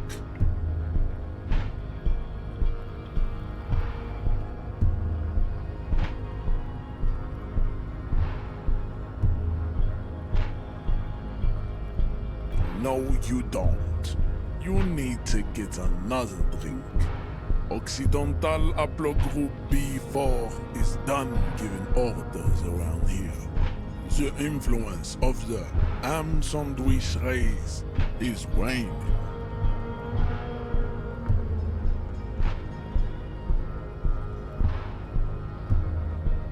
Begging for help. Attempting to pass via for cooperation. How far the Occidental Haplogroup has fallen. You were once a noble and powerful race. You gave the world eugenics, electricity, and powerful weapons of war like missiles and aerostatic aircraft. You made great gains in metallurgy, race theory, and statecraft. You dominated lesser cultures, like the deformed Hemians and the inexplicably potato-obsessed Quakers. But now your ascent to the genetic summit has halted. You are obsessed with sadness and with frivolous pop culture.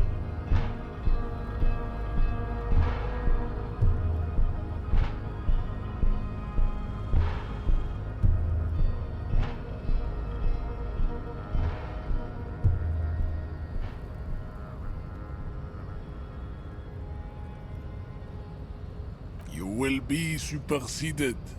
Isn't that right, babe? It is, baby, yeah. You know it.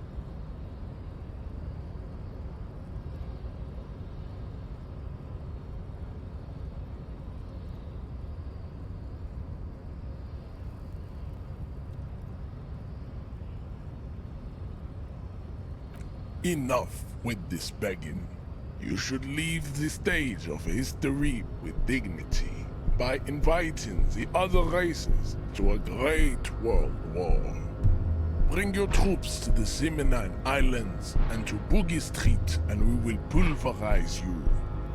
When you are gone, we will build a museum for you. The walls will be lined with bottles of Al Ghul, your beloved beverage. Inside, we will store the odes to homosexuality you call art, and your microcephalic skulls. Oh, don't be vulgar. White or not has got little to do with this. The race enigma runs much deeper than that.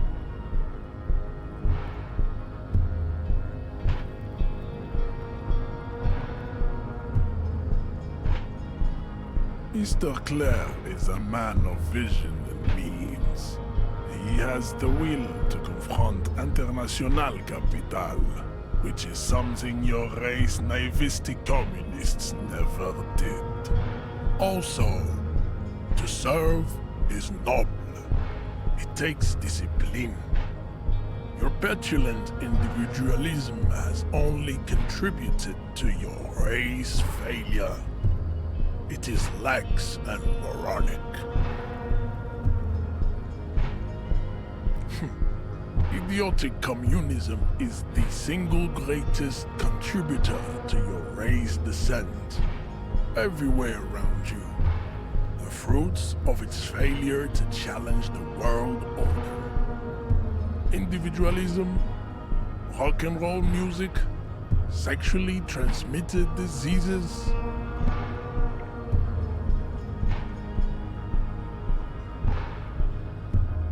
Above all, rampant multinational finance still reigning large. Tell me, where have you gotten your love of pathetic communism from? Degenerate youth culture? Rock and roll music? Offshoots of the Seminoles people invented disco while having sex under the influence of cocaine. It is a shame upon my race. But what is done is done. I am not surprised you enjoy it so much. This has happened to many of the side products of the inevitable cultural victory of the Seminoles race. Measurehead stoically looks to the distance in silence.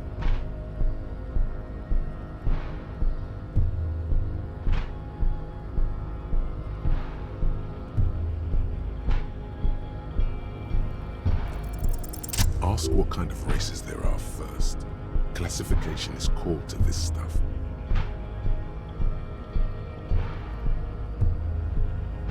Do you?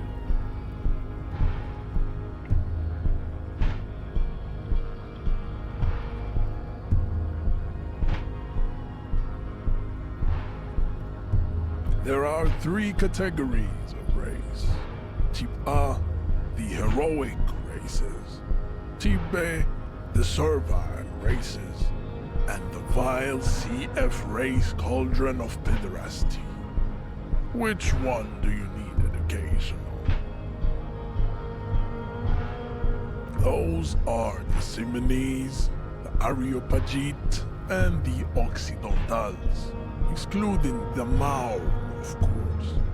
The Maun are riddled with eczema to the point where they find it impossible to smile. They are all lactose intolerant, a common result of inbreeding.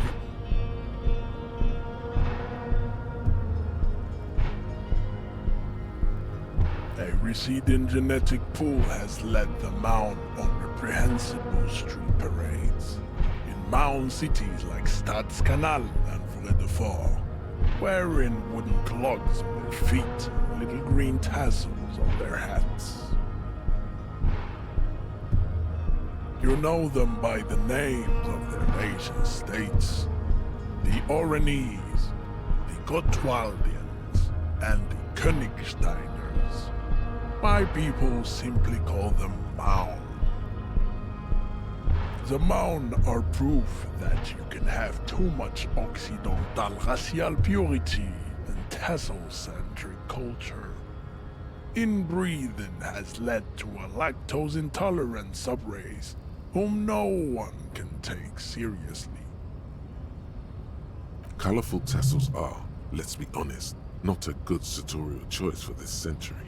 You might want to avoid wooden clogs too. The Vespertines and Messenians of Vesper and Messina, the ancient Meteorans of Meteo by the golden Pisantic Sea, the Suren of Sur-la-Clé, and even the North Königsteiners, all have Type A race propensities.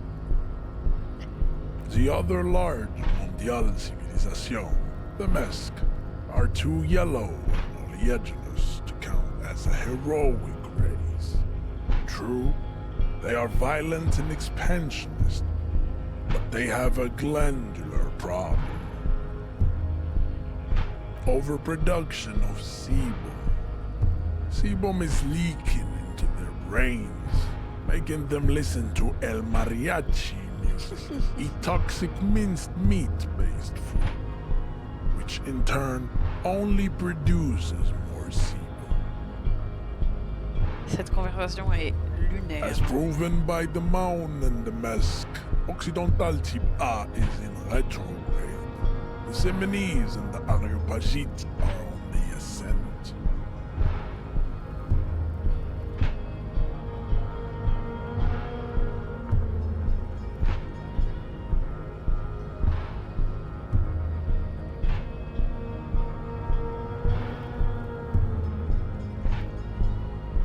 The indigenous people of this, the Insulindian archipelago.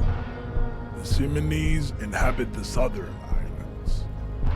I am Simonese, from the stock of Elysium on Ile de Fantôme. The Areopagites are the master race of the Ile Marin deserts. The Simonese are descendants of the Areopagites. We came here during a heroic migration from Ile Marin to Ansuland. Thousands of years before the lactose-intolerant Maun Occidentals discovered this place. The Areopagites are sleek, long-headed. The Simonese are powerful, mesomorphic. The former is an immutable progenitor, unchanged since the Super Isola of Pericarnassus. Ancient brains rest in their slender skulls. The latter is perfected and adapting.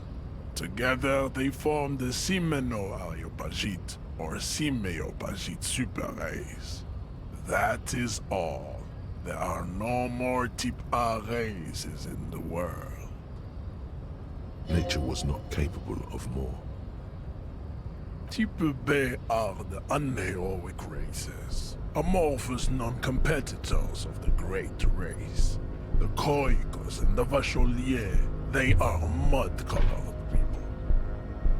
The Khoikos of Grad, Yugo, Zhimsk, Shest et al.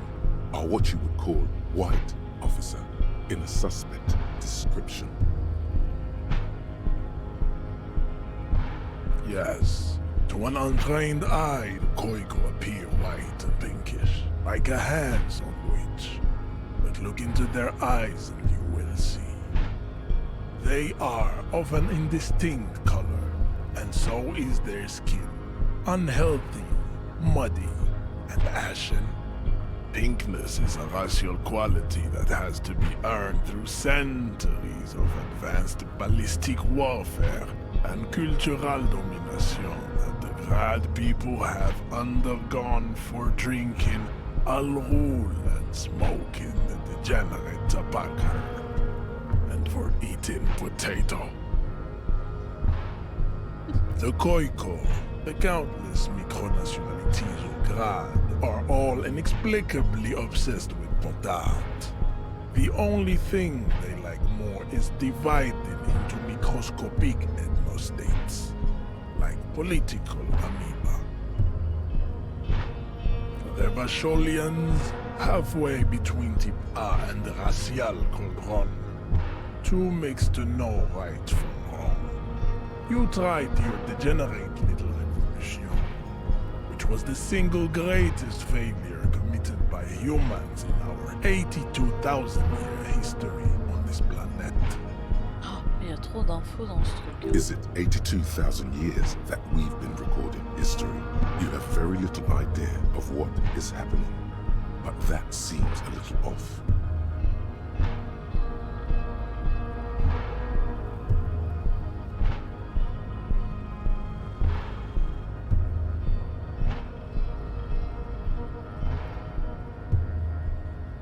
The mysteries of the people of this planet are a tragedy that has played out countless times over, like a fever dream of skin, hair, and bone.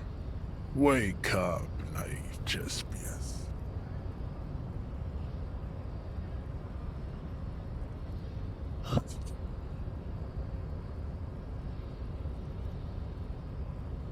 The revolution came to Ravachol from Grad, in Zarath-ridden potato carts. It is literally an illness, a prion disease that leaves the parietal and frontal lobe ridden with holes. A soft, sponge-like mass of dementia, hallucination, and paranoia. The revolution is fatal familial insomnia.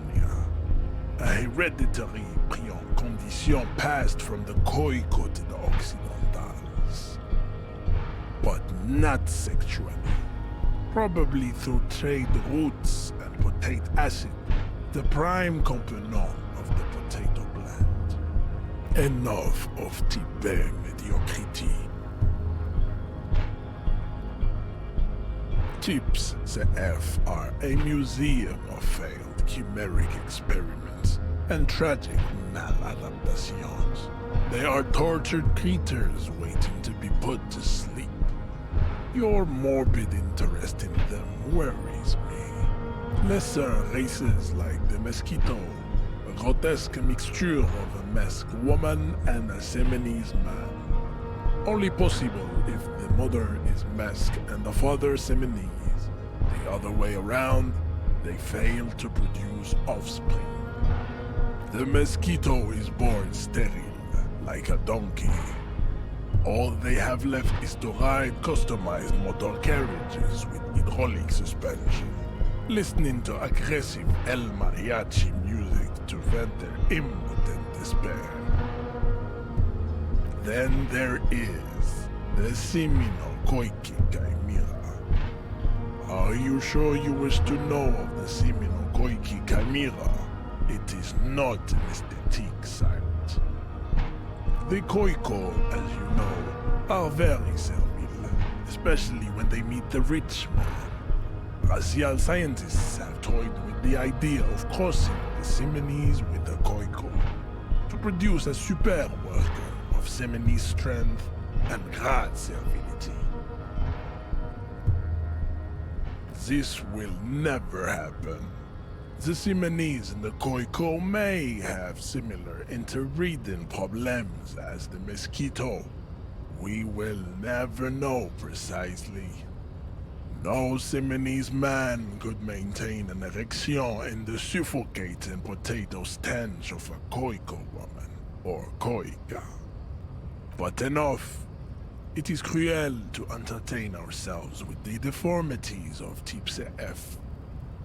Were there any able-bodied races you needed education on? You understand nothing. To solve the great race enigma, you have to first ask yourself, what is the race enigma? You have not even worded the mystery, let alone solved it. You need to internalize what you have heard here today, then return to me. This clarity does not come instantly. I cannot possibly imagine what else we have to discuss, Tibere Vacholian. Your love for disco music and venereal disease?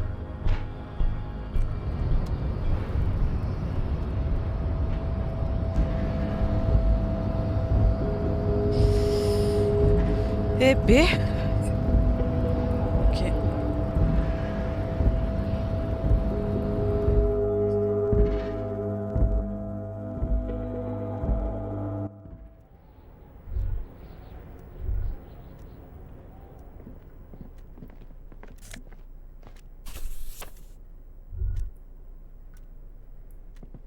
On second glance, someone has forgotten to properly close one of the drawers.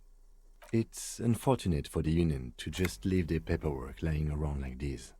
Let's see what's inside, he thinks. The drawer opens smoothly. Inside is a well-organized selection of brown folders. Hundreds of documents containing logistical data. Two kinds of transactions stand out. Materials coming into Revachol from the outside world, from Muindi, Grad, and even Ilmara.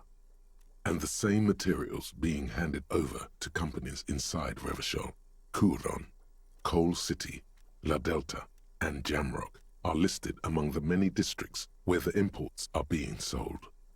It's hard to make sense of this thicket of company names, dates, quantities, and percentages. You try to focus, but the lines are getting blurry. Whatever's hidden here is hidden well. Concentration isn't enough. Only a trained accountant with a background in logistics would be able to really make sense of it. However, there is a little handwritten note stuck on the side of the drawer.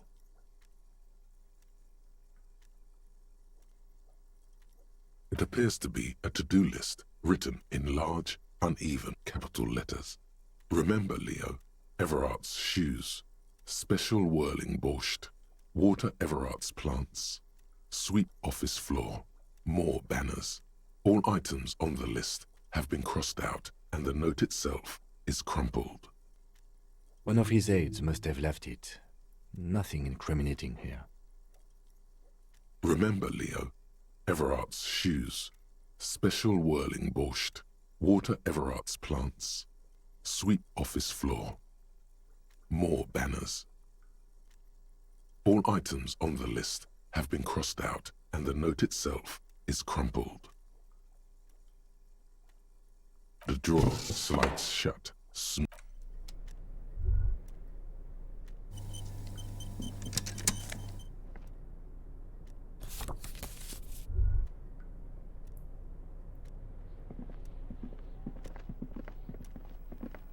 An imposing combination of a punch clock and a payphone is looking down at you from the wall.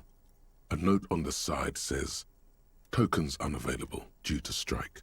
Use change." Coucou. Je viens de...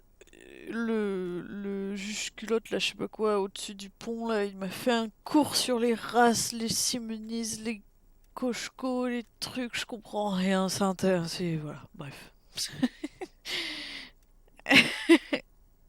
J'ai rien compris. Mais c'était très intéressant. The machine swallows your coin and seems to be waiting for your next move.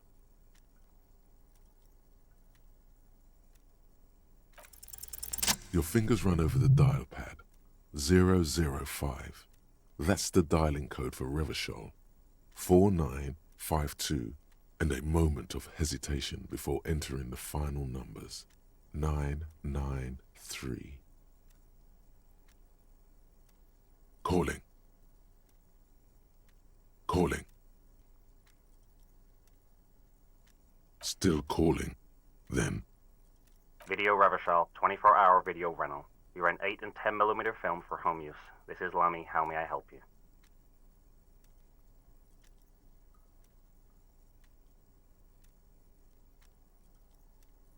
The voice of a youngster on the other end sounds as enthusiastic as that of a man walking towards the gallows.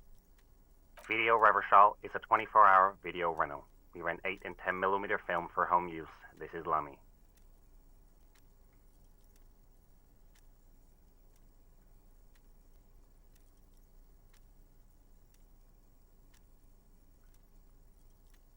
No. Sir, I don't know. It's a video rental. Maybe you rent videos here. Maybe you called to extend your rental period? Do you need to extend your rental period? Let me fire up the machine. Dubois. Dubois. Here we are. You haven't rented anything in 5 years, but you still have a copy of Blue Ocean Hell from November 46. Whoa, not a fun film, that one. It's not an easy watch. After the death of his daughter and subsequent divorce, Ziemsk immigrant Egidius Wojcik tries to come to terms with the onset of dementia. No wonder no one's been missing it. Still, it would be great if you could return it to us. We're on the corner of Voyager and Main. The call is terminated by the other party. You're left with the discomforting sound of the disconnect tone.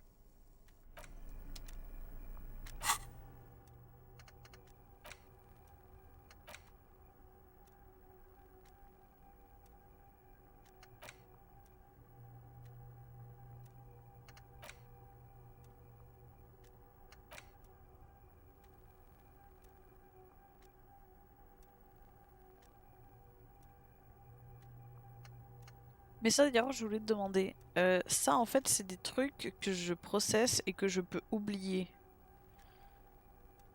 Ah mais c'est oublier, c'est un point de talent. Ah oui, donc il faut vraiment choisir lesquels on veut analyser en fait. Sinon ça coûte bonbon.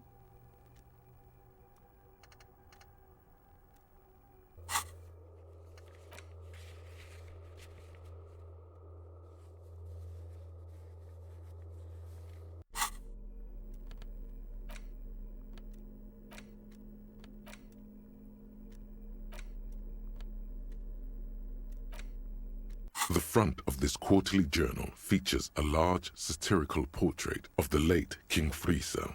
From the sides of his head, a pair of white antlers spread to the corners of the cover. To your disappointment, there aren't any full-color pictures to direct your attention. Just column after column of closely set text, interrupted occasionally by little doodles in black and white. After rifling the pages with your thumb several times, you return to the table of contents. The magazine is divided into several sections: international developments, Kunst und Kultur, and local concerns. Just inside the cover, there's also an editor's note. Comrade, as you know, this journal takes its name from Mazov's immortal expression, Du cristal à la fumée. This was his way of describing the way the rigid, crystalline structures of capitalist ideology turned to smoke under communism. But, like the structures of capitalist ideology, we too are at risk of going à la fumée, unlike many publications which are content to spoon-feed their readers reassuring drivel. La Fumée is committed to telling the radical truth, even when that truth may drive away potential subscribers. So please, if you value our radical Mazovian perspective on contemporary politics, culture, and international affairs, please consider subscribing today. Yours in struggle, the editors.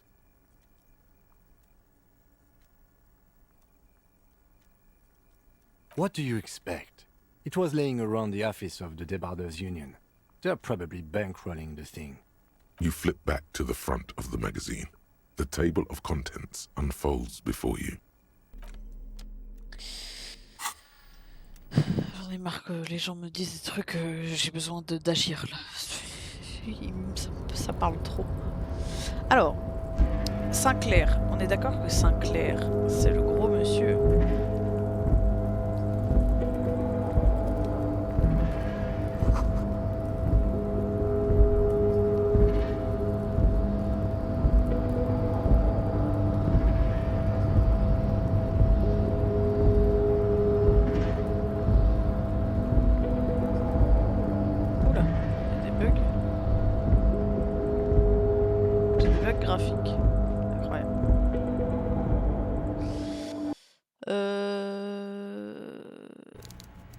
D'accord que c'est ça. Hein.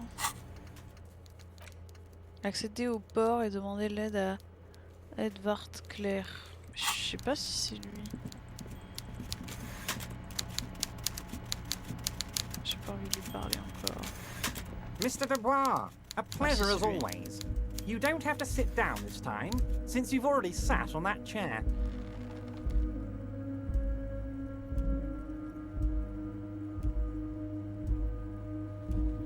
You might have noticed there's one hanging on a tree behind the hostel cafeteria. Oh my. Don't take this question personally, But why would I get involved in this matter? Mr. Clare, the man was hanged with a cargo belt. A steel-reinforced cargo belt. It's safe to assume the Union had something to do with the murder. Besides, getting the body down would benefit all of us. It's a stain on the neighborhood.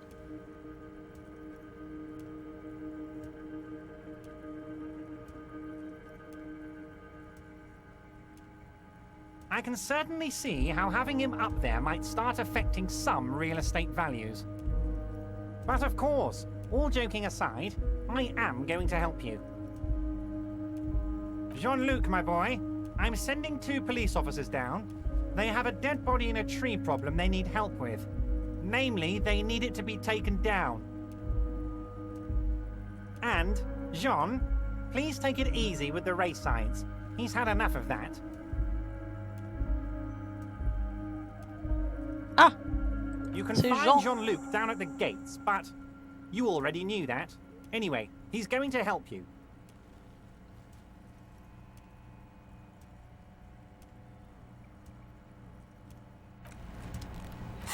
Jean, my boy, qui m'a parlé pendant 3 heures de son truc là, j'en pouvais plus. Allez. Ah, mais ça veut dire que je vais pouvoir... Je vais pouvoir passer là où il était. Incroyable.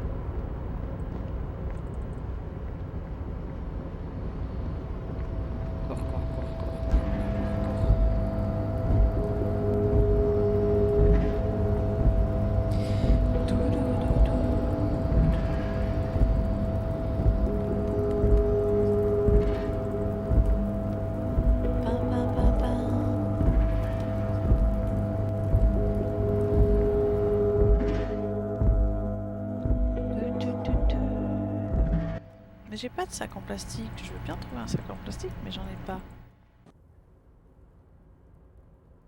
Je sais pas où j'en trouve un de sac en plastique. Donc là, logique. Ah non, il est toujours là. The unpromising race pupil returns. So it was. You surmounted the harbor wall in a display of athletic prowess to reach my superior. Then had him give me an order. I salute your cunning, and I will remove the body from the tree with my bare hands. Je suis super fort, j'ai des couilles de You're taureau. so noble, Measurehead. But while I am gone, someone must stand guard on the bridge. That someone needs to be you. Both of you.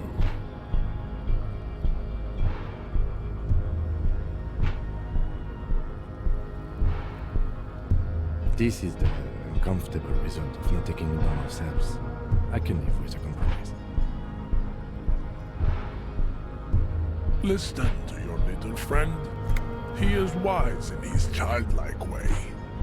His mysterious race may yet prove fierce competition to my heroic haplogroup. Babe, see that they stay here the whole time.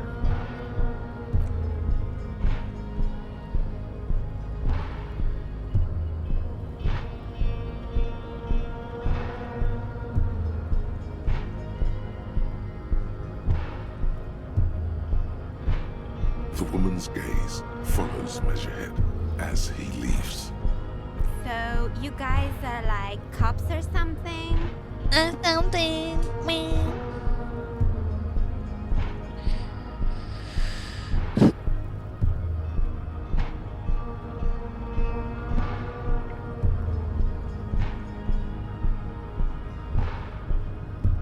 Have you ever thought that maybe things should go to shit?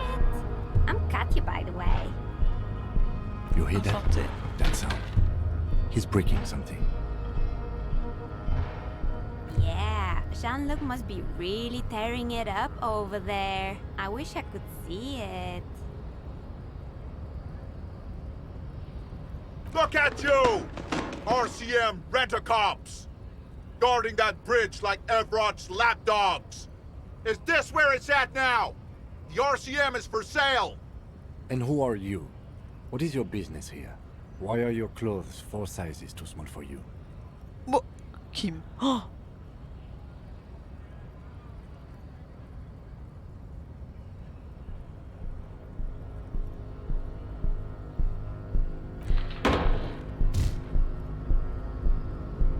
A shrill laughter interrupts you, echoing across Martinez.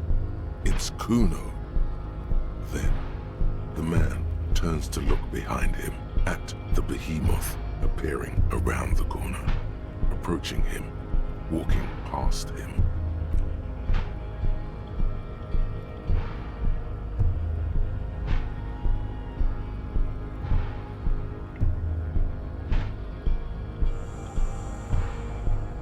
The corpse has been removed from the tree.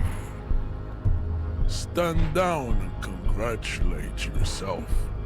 You have sided with Ray's victory today. And what you had to do was to become a Union man for all to see.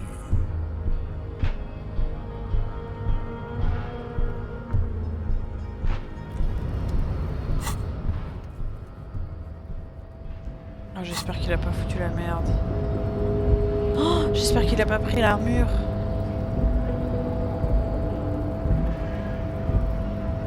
Oh non. Vite, vite, vite, vite, vite, vite, vite, vite, vite. Vite. Alors attends, par contre il y a un truc qui veut que je teste. Outils. Oui.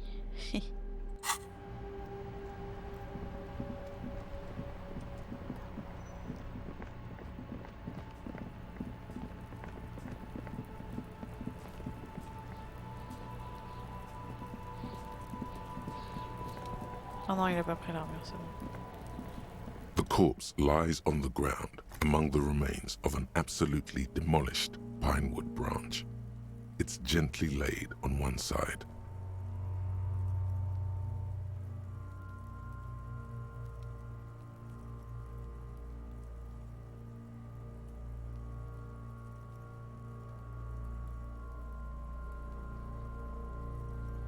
Mr. Measurehead has done a good job. Nothing is too broken or compromised. The victim is ready for a field autopsy.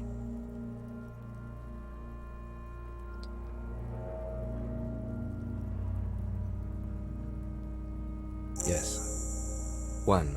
Investigation of the scene. 2. Initial examination of the victim. 3. Field autopsy. 4. Transportation of the body to the morgue. We are on number 3.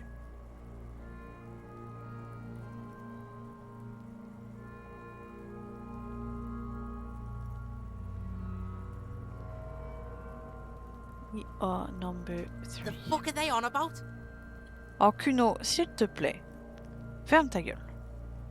Cop's gonna cut his shit up. No, you and I are detectives. The honorary rank of detective signifies our ability to handle the entire incident chain, from autopsy to cleanup to social work, everything.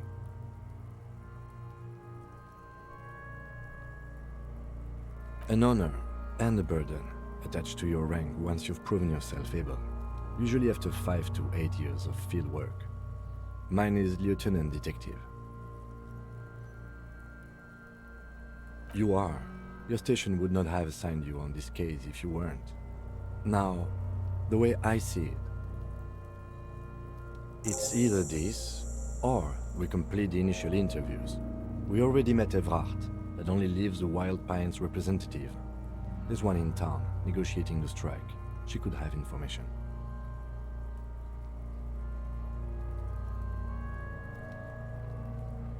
The lieutenant adjusts his glasses and takes a deep breath.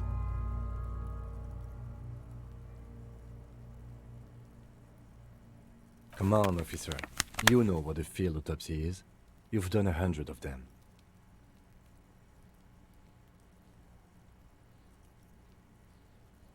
There truly is a time for everything. even for yellow gardening gloves. However, they are lacking hygienically. I suggest you get in there in limited capacity.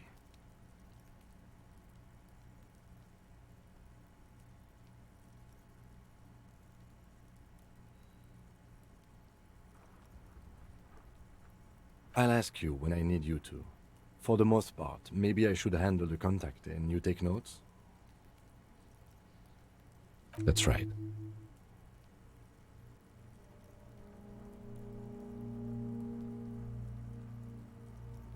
You knew it because you inspected your ledger. The lieutenant is relieved you know the protocol.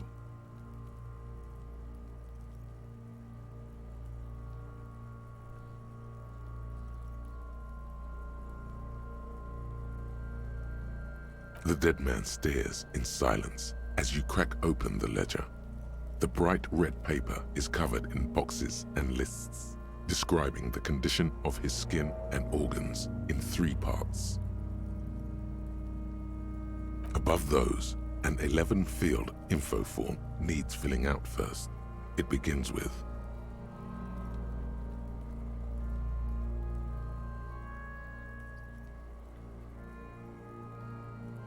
That's you.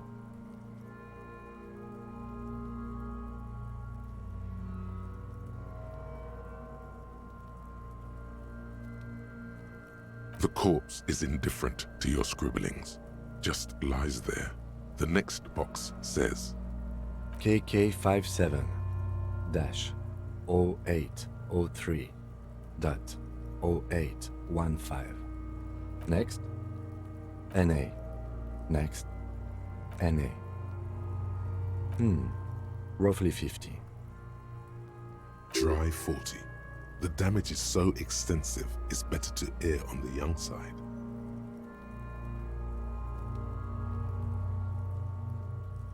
He nods.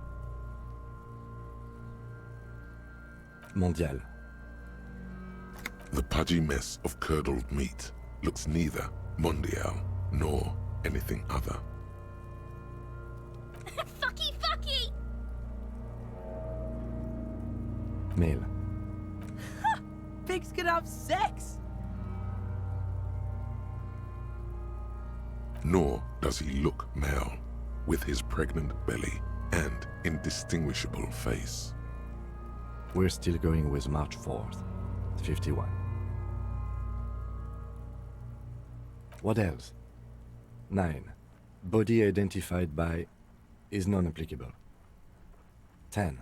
Case number is the same as the coroner's case. KK 57 0503 0815 listens motionless, with the cargo belt still around his neck. Only one box remains.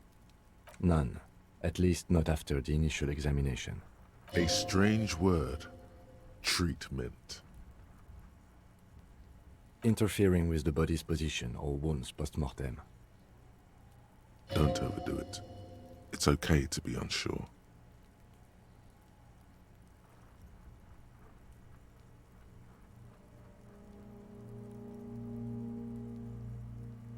A silent nod. The lieutenant places his gloved hand on the corpse's chest, as if in preparation. Your central nervous system recognizes this gesture. It's the stations of the breath. Ecclesiastic, religious in nature, a holdout from pre-DeLorean burial rites. It takes him 2 seconds to perform. Then, somewhere in Jamrock North, a small wood shed behind Rosenkrantz Row, Lieutenant Nick Feuerbat puts his hand to the chest of a small corpse, no larger than a monkey. It's raining outside, light drizzle. There is darkness in the shed. Elsewhere yet, an obese female sits in a wicker chair, her silhouette ball-like against the window. Outside, Grand Coudon. The day is turning dim for Sergeant Mac Dawson. Hand extended, he approaches, to make sure she is dead more than anything else. And so, all across Jamrock, Coal City, GRIH, 42 deceased persons found today, 42 stations of breath.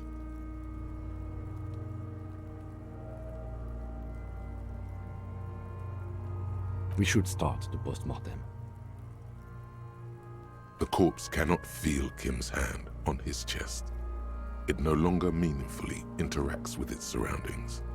A thicket of boxes and lists on red copier paper tries to answer why. Shoot, Looney Rooney.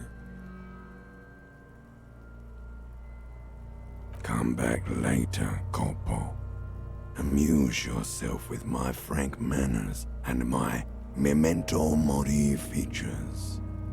If possible, also, see me in your dreams. Clothes. The deceased wears armored boots and white briefs. The make of the briefs is Babrodine, I think. Let's see.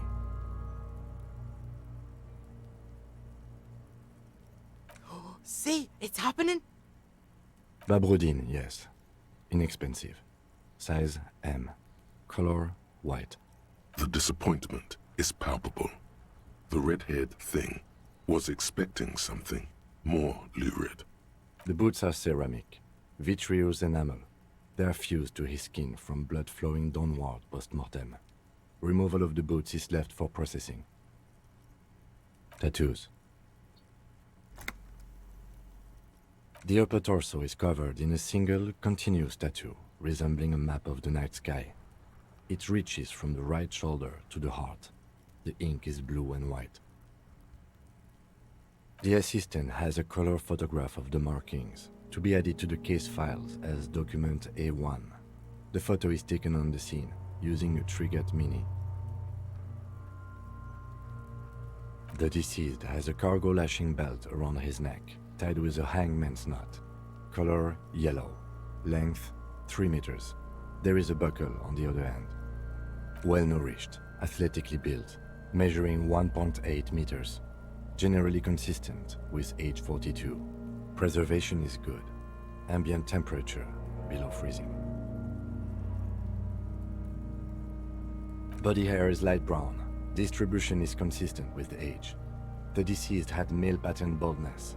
Hair is combed back, short. Lividity is consistent with hanging. The head is congested. Contusions are present on the head, chest, and thighs, consistent with stones thrown post-mortem. Low velocity. Fucking low velocity? You think Kuno doesn't know what you're talking about? Velocity was fucking max!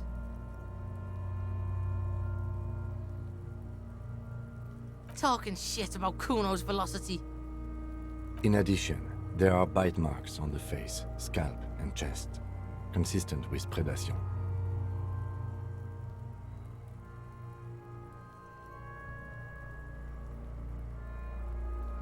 Trop mignon. Ligature mark.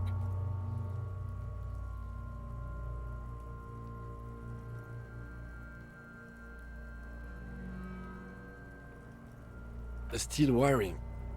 There's too much of it. We need to remove the belt so we can get to the ligature mark. You got just the right tool for that. The chain cutters.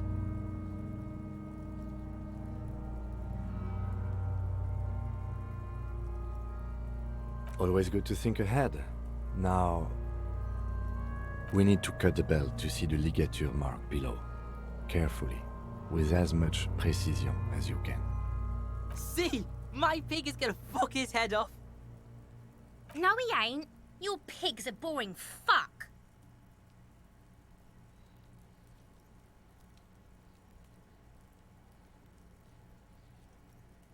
The belt is equally tight around the whole circumference of his neck, swelling over the edges like white bread rising from the east. The knot is the weak spot. The chain cutters fit in there, steady now, like a flower arranger. 2 cuts and it should come loose.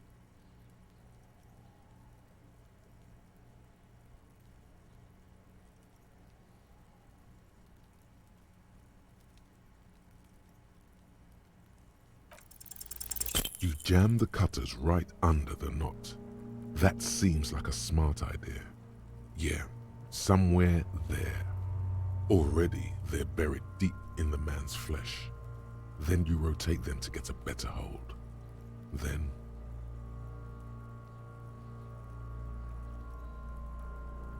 a really, really bad smell is coming from there now, and some kind of cracking sound.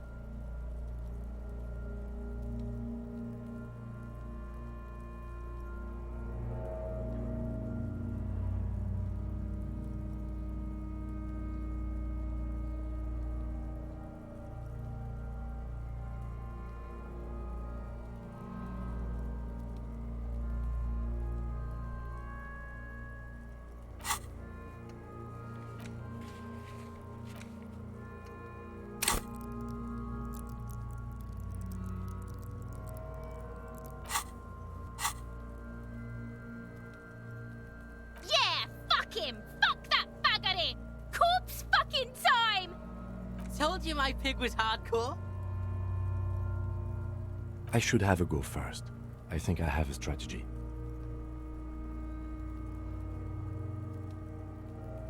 He sinks the cutters into the knot, preparing to perform the cuts, with his elbow to his knee. Snap!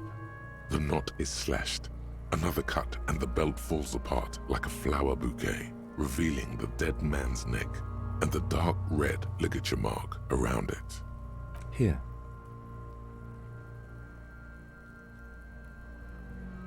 The rope rises to a point, leaving a gap in the ligature mark.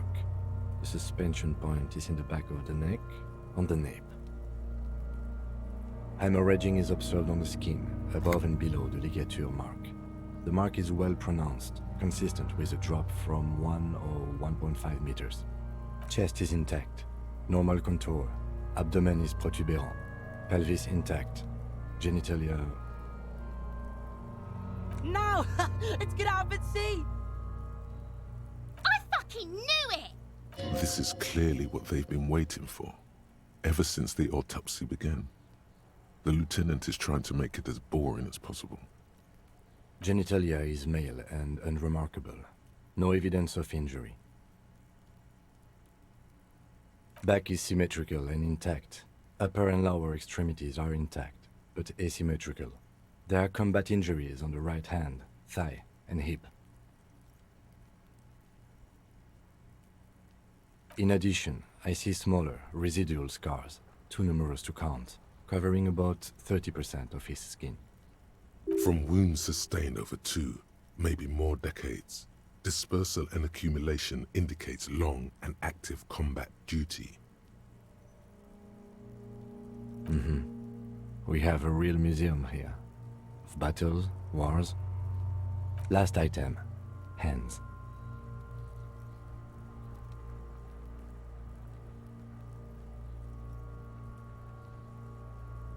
His flesh is cold, icy. Pleased to meet you. Where are you from and what's your name?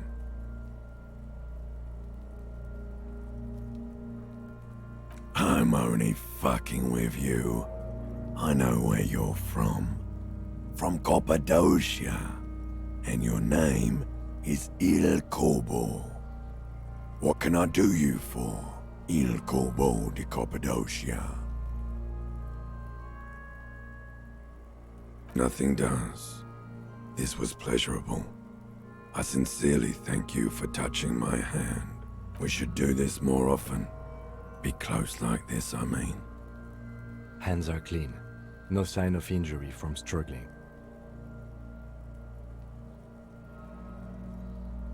I was. Maybe I'm just not seeing them. Honestly, this stench is making it hard for me to think at the moment. Ooh. That's all for the external. Well done. What next?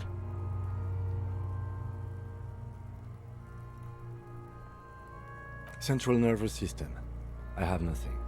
Do you have anything on this man's central nervous system? You don't even have a joke. Musculoskeletal. Purge fluid is coming from the mouth. Not injury related. Eyes and tongue protuberant. Hyoid bone. Let's see. With his eyes almost closed, The lieutenant puts his hand on the dead man's throat and begins to massage it, gently. A rotting smell erupts from the mouth. Purge fluid runs down his lips, black and viscous. You hear cracks as the lieutenant moves his sharp fingers inside the flesh, like the creaking of an old house at night. Yeah, jack that fucker off!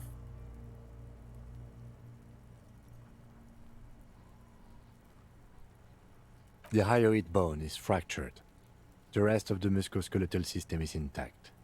Unremarkable. Respiratory system.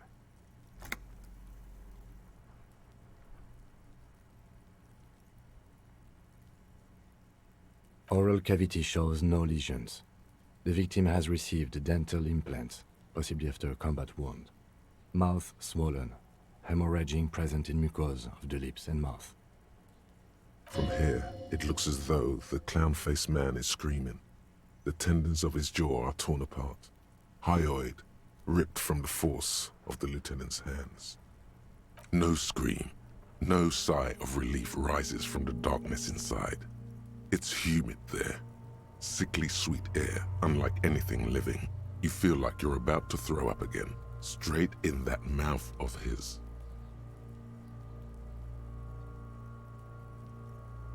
It's hard. Once more, you taste stomach acid in the back of your throat.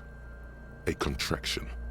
Your throat pumps a little something from your stomach and into your mouth. You're forced to swallow, just to keep looking. Inside, you see darkness. Just a mess of meat and darkness. There are ancient mysteries down there, Kobo. Ask me later. Hemorrhaging present in mucus. Hepatobiliary, Na.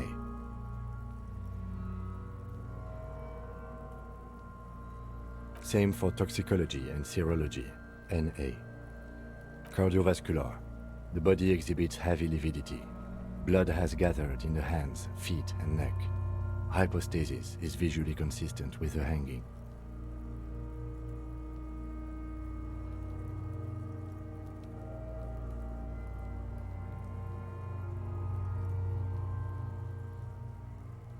Gastrointestinal.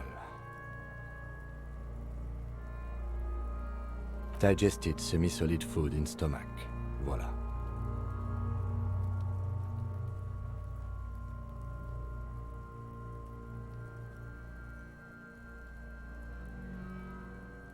What's next on the list?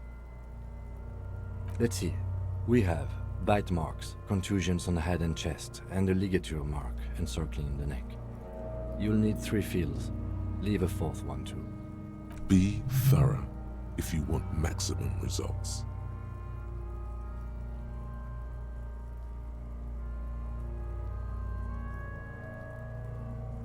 Oh, so we inflicted them?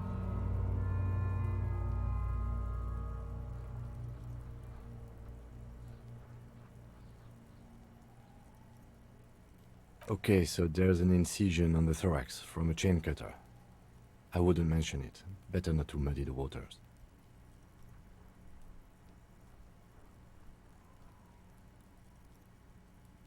See? These pigs are fucking corrupt. Why don't you fuck 'em if you love 'em so much? Now, injuries. Head, chest and scalp bite mark injuries. Predation by birds has caused damage to the body. Odontologist does not need to be consulted.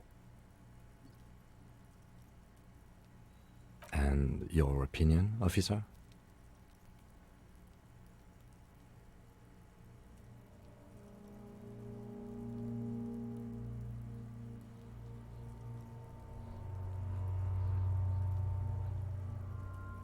Agreed. Next injury? So, the scalp bleeds from a post-mortem head injury, a stone. The injury does not have the rim of an early inflammatory response. The perpetrator on the scene has confessed to causing it post-mortem. At maximum velocity, fucko! Has confessed to causing it at maximum velocity. Coagulated blood sticks to his scalp and chest. where the countless stones have hit the dead man, beneath the description. Right. Next. Nothing. Just in case. A dark red abraded ligature mark encircling the neck, with a gap on the nape measuring, let's say, 7 centimeters. The hyoid bone is fractured, the cervical column intact.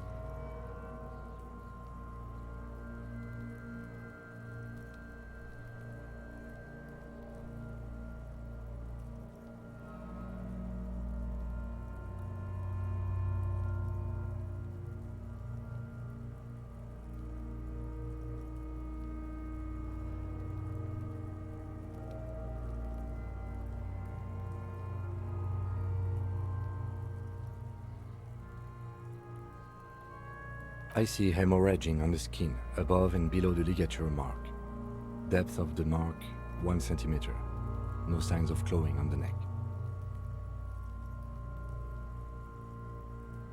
Below the note, 2 customary boxes wait to be ticked.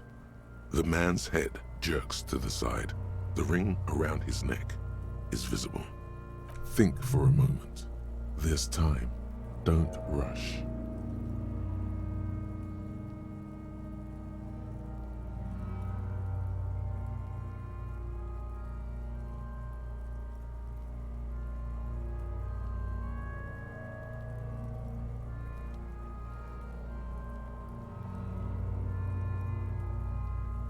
Est-ce que c'est vraiment ça qui l'a tué? C'est un avis après. Ah, avis. Blessure mortelle.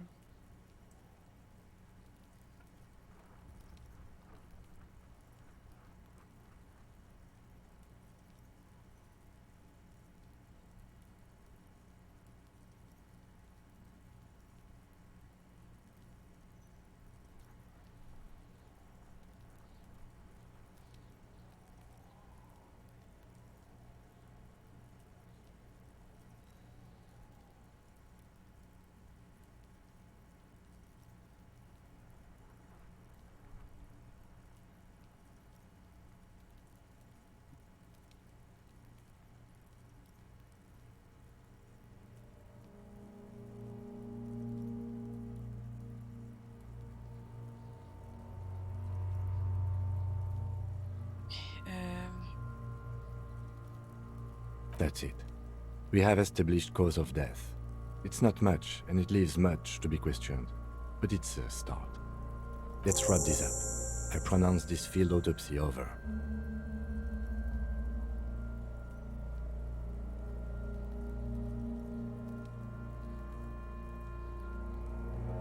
Well, we established probable cause of death. Some would say that's the goal of an autopsy. We were thorough with the list of injuries too. We described them all in detail. What is there to say? Given the circumstances, it was a professional field autopsy. I need a copy of that autopsy form. Then I will drive him to Faubourg for processing.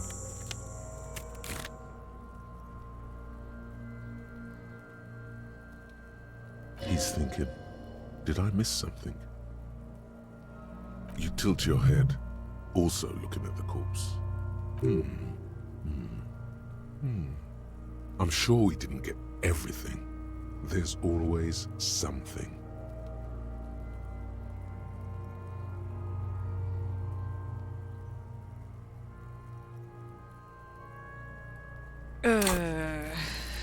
Perception.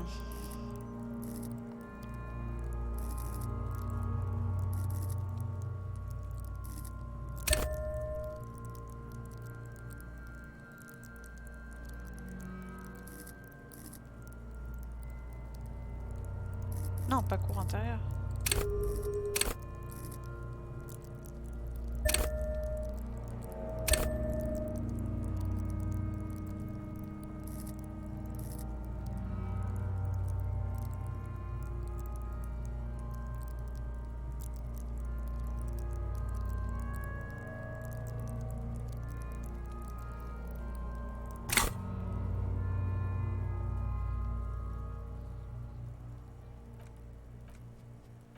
Sauvegarder.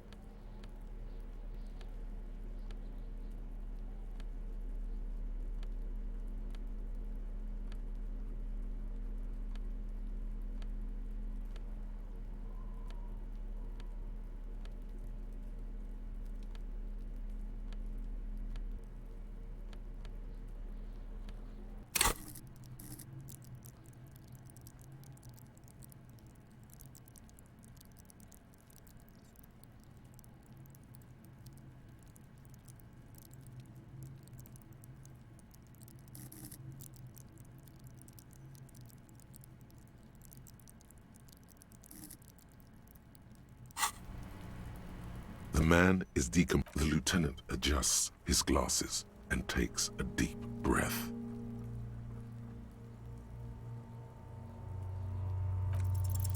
You run your hands over the victim's cold body, his limbs, his torso with its swollen organs.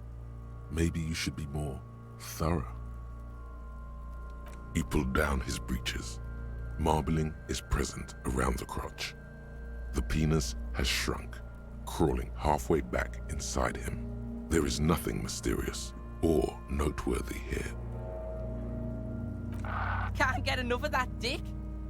Do you think we missed something? You can't shake the feeling that there are more secrets concealed in the flesh before you. Okay, well, we are in livor mortis here. He is disintegrating.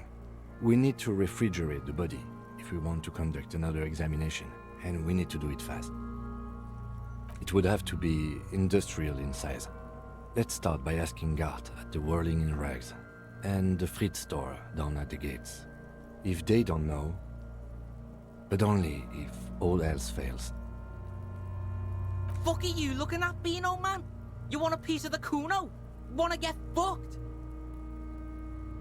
Only if all else fails.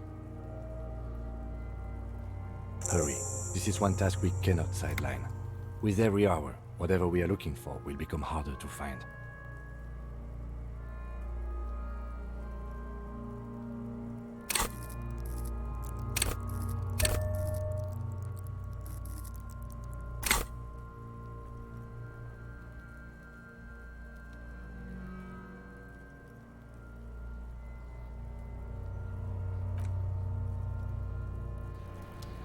The man is The lieutenant adjusts his glasses and takes a deep breath. Allez, pitié. You really ought to wait until the cadaver is refrigerated. Digging around in this mess now is proving hopelessly difficult.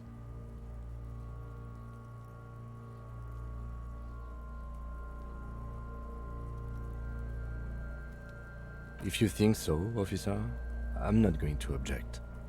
I need a little help for carrying him to the holding pen of my kinema. I'll take it from there.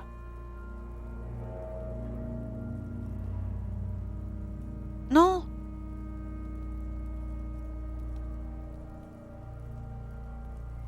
Non, non, non, non.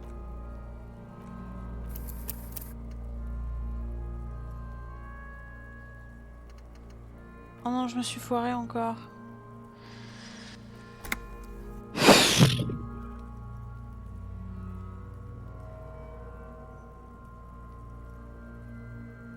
It's too late to take him into processing today. I'll take him first thing tomorrow. Non, c'est pas ça que je voulais faire. Oh non! Je suis trop fatiguée, je réfléchis plus là. Fais chier, je voulais pas faire ça. Je voulais le mettre dans un frigo. J'ai pas sauvegardé. Je sais pas lire, putain.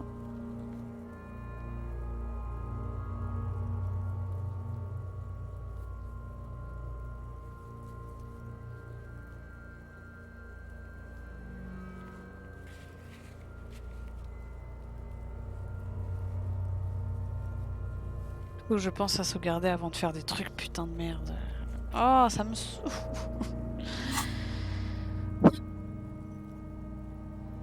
Ah, ok. Vas-y, il y avait un truc spécial sur le corps, j'ai pas pu le faire.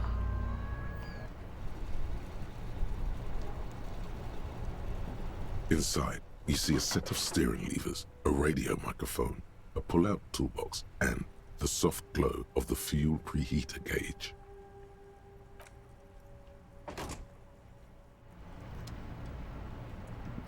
Rends le corps. Yes.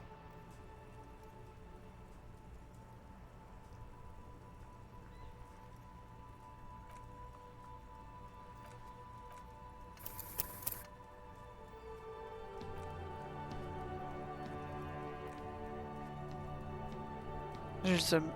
J'ai plus envie de jouer. Je me casse. Vas-y, ça me saoule, j'ai raté.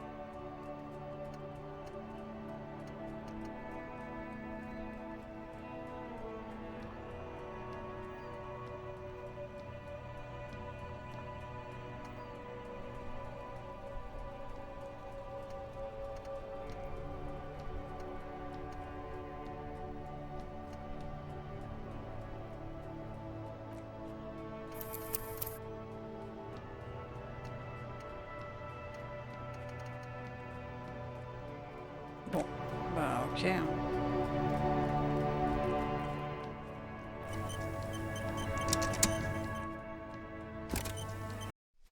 Vas-y, j'ai eu le seum. Bon, bah, je saurais jamais ce qu'il y avait sur ce corps et j'aurais pas dû dire que c'était ça qui l'avait tué.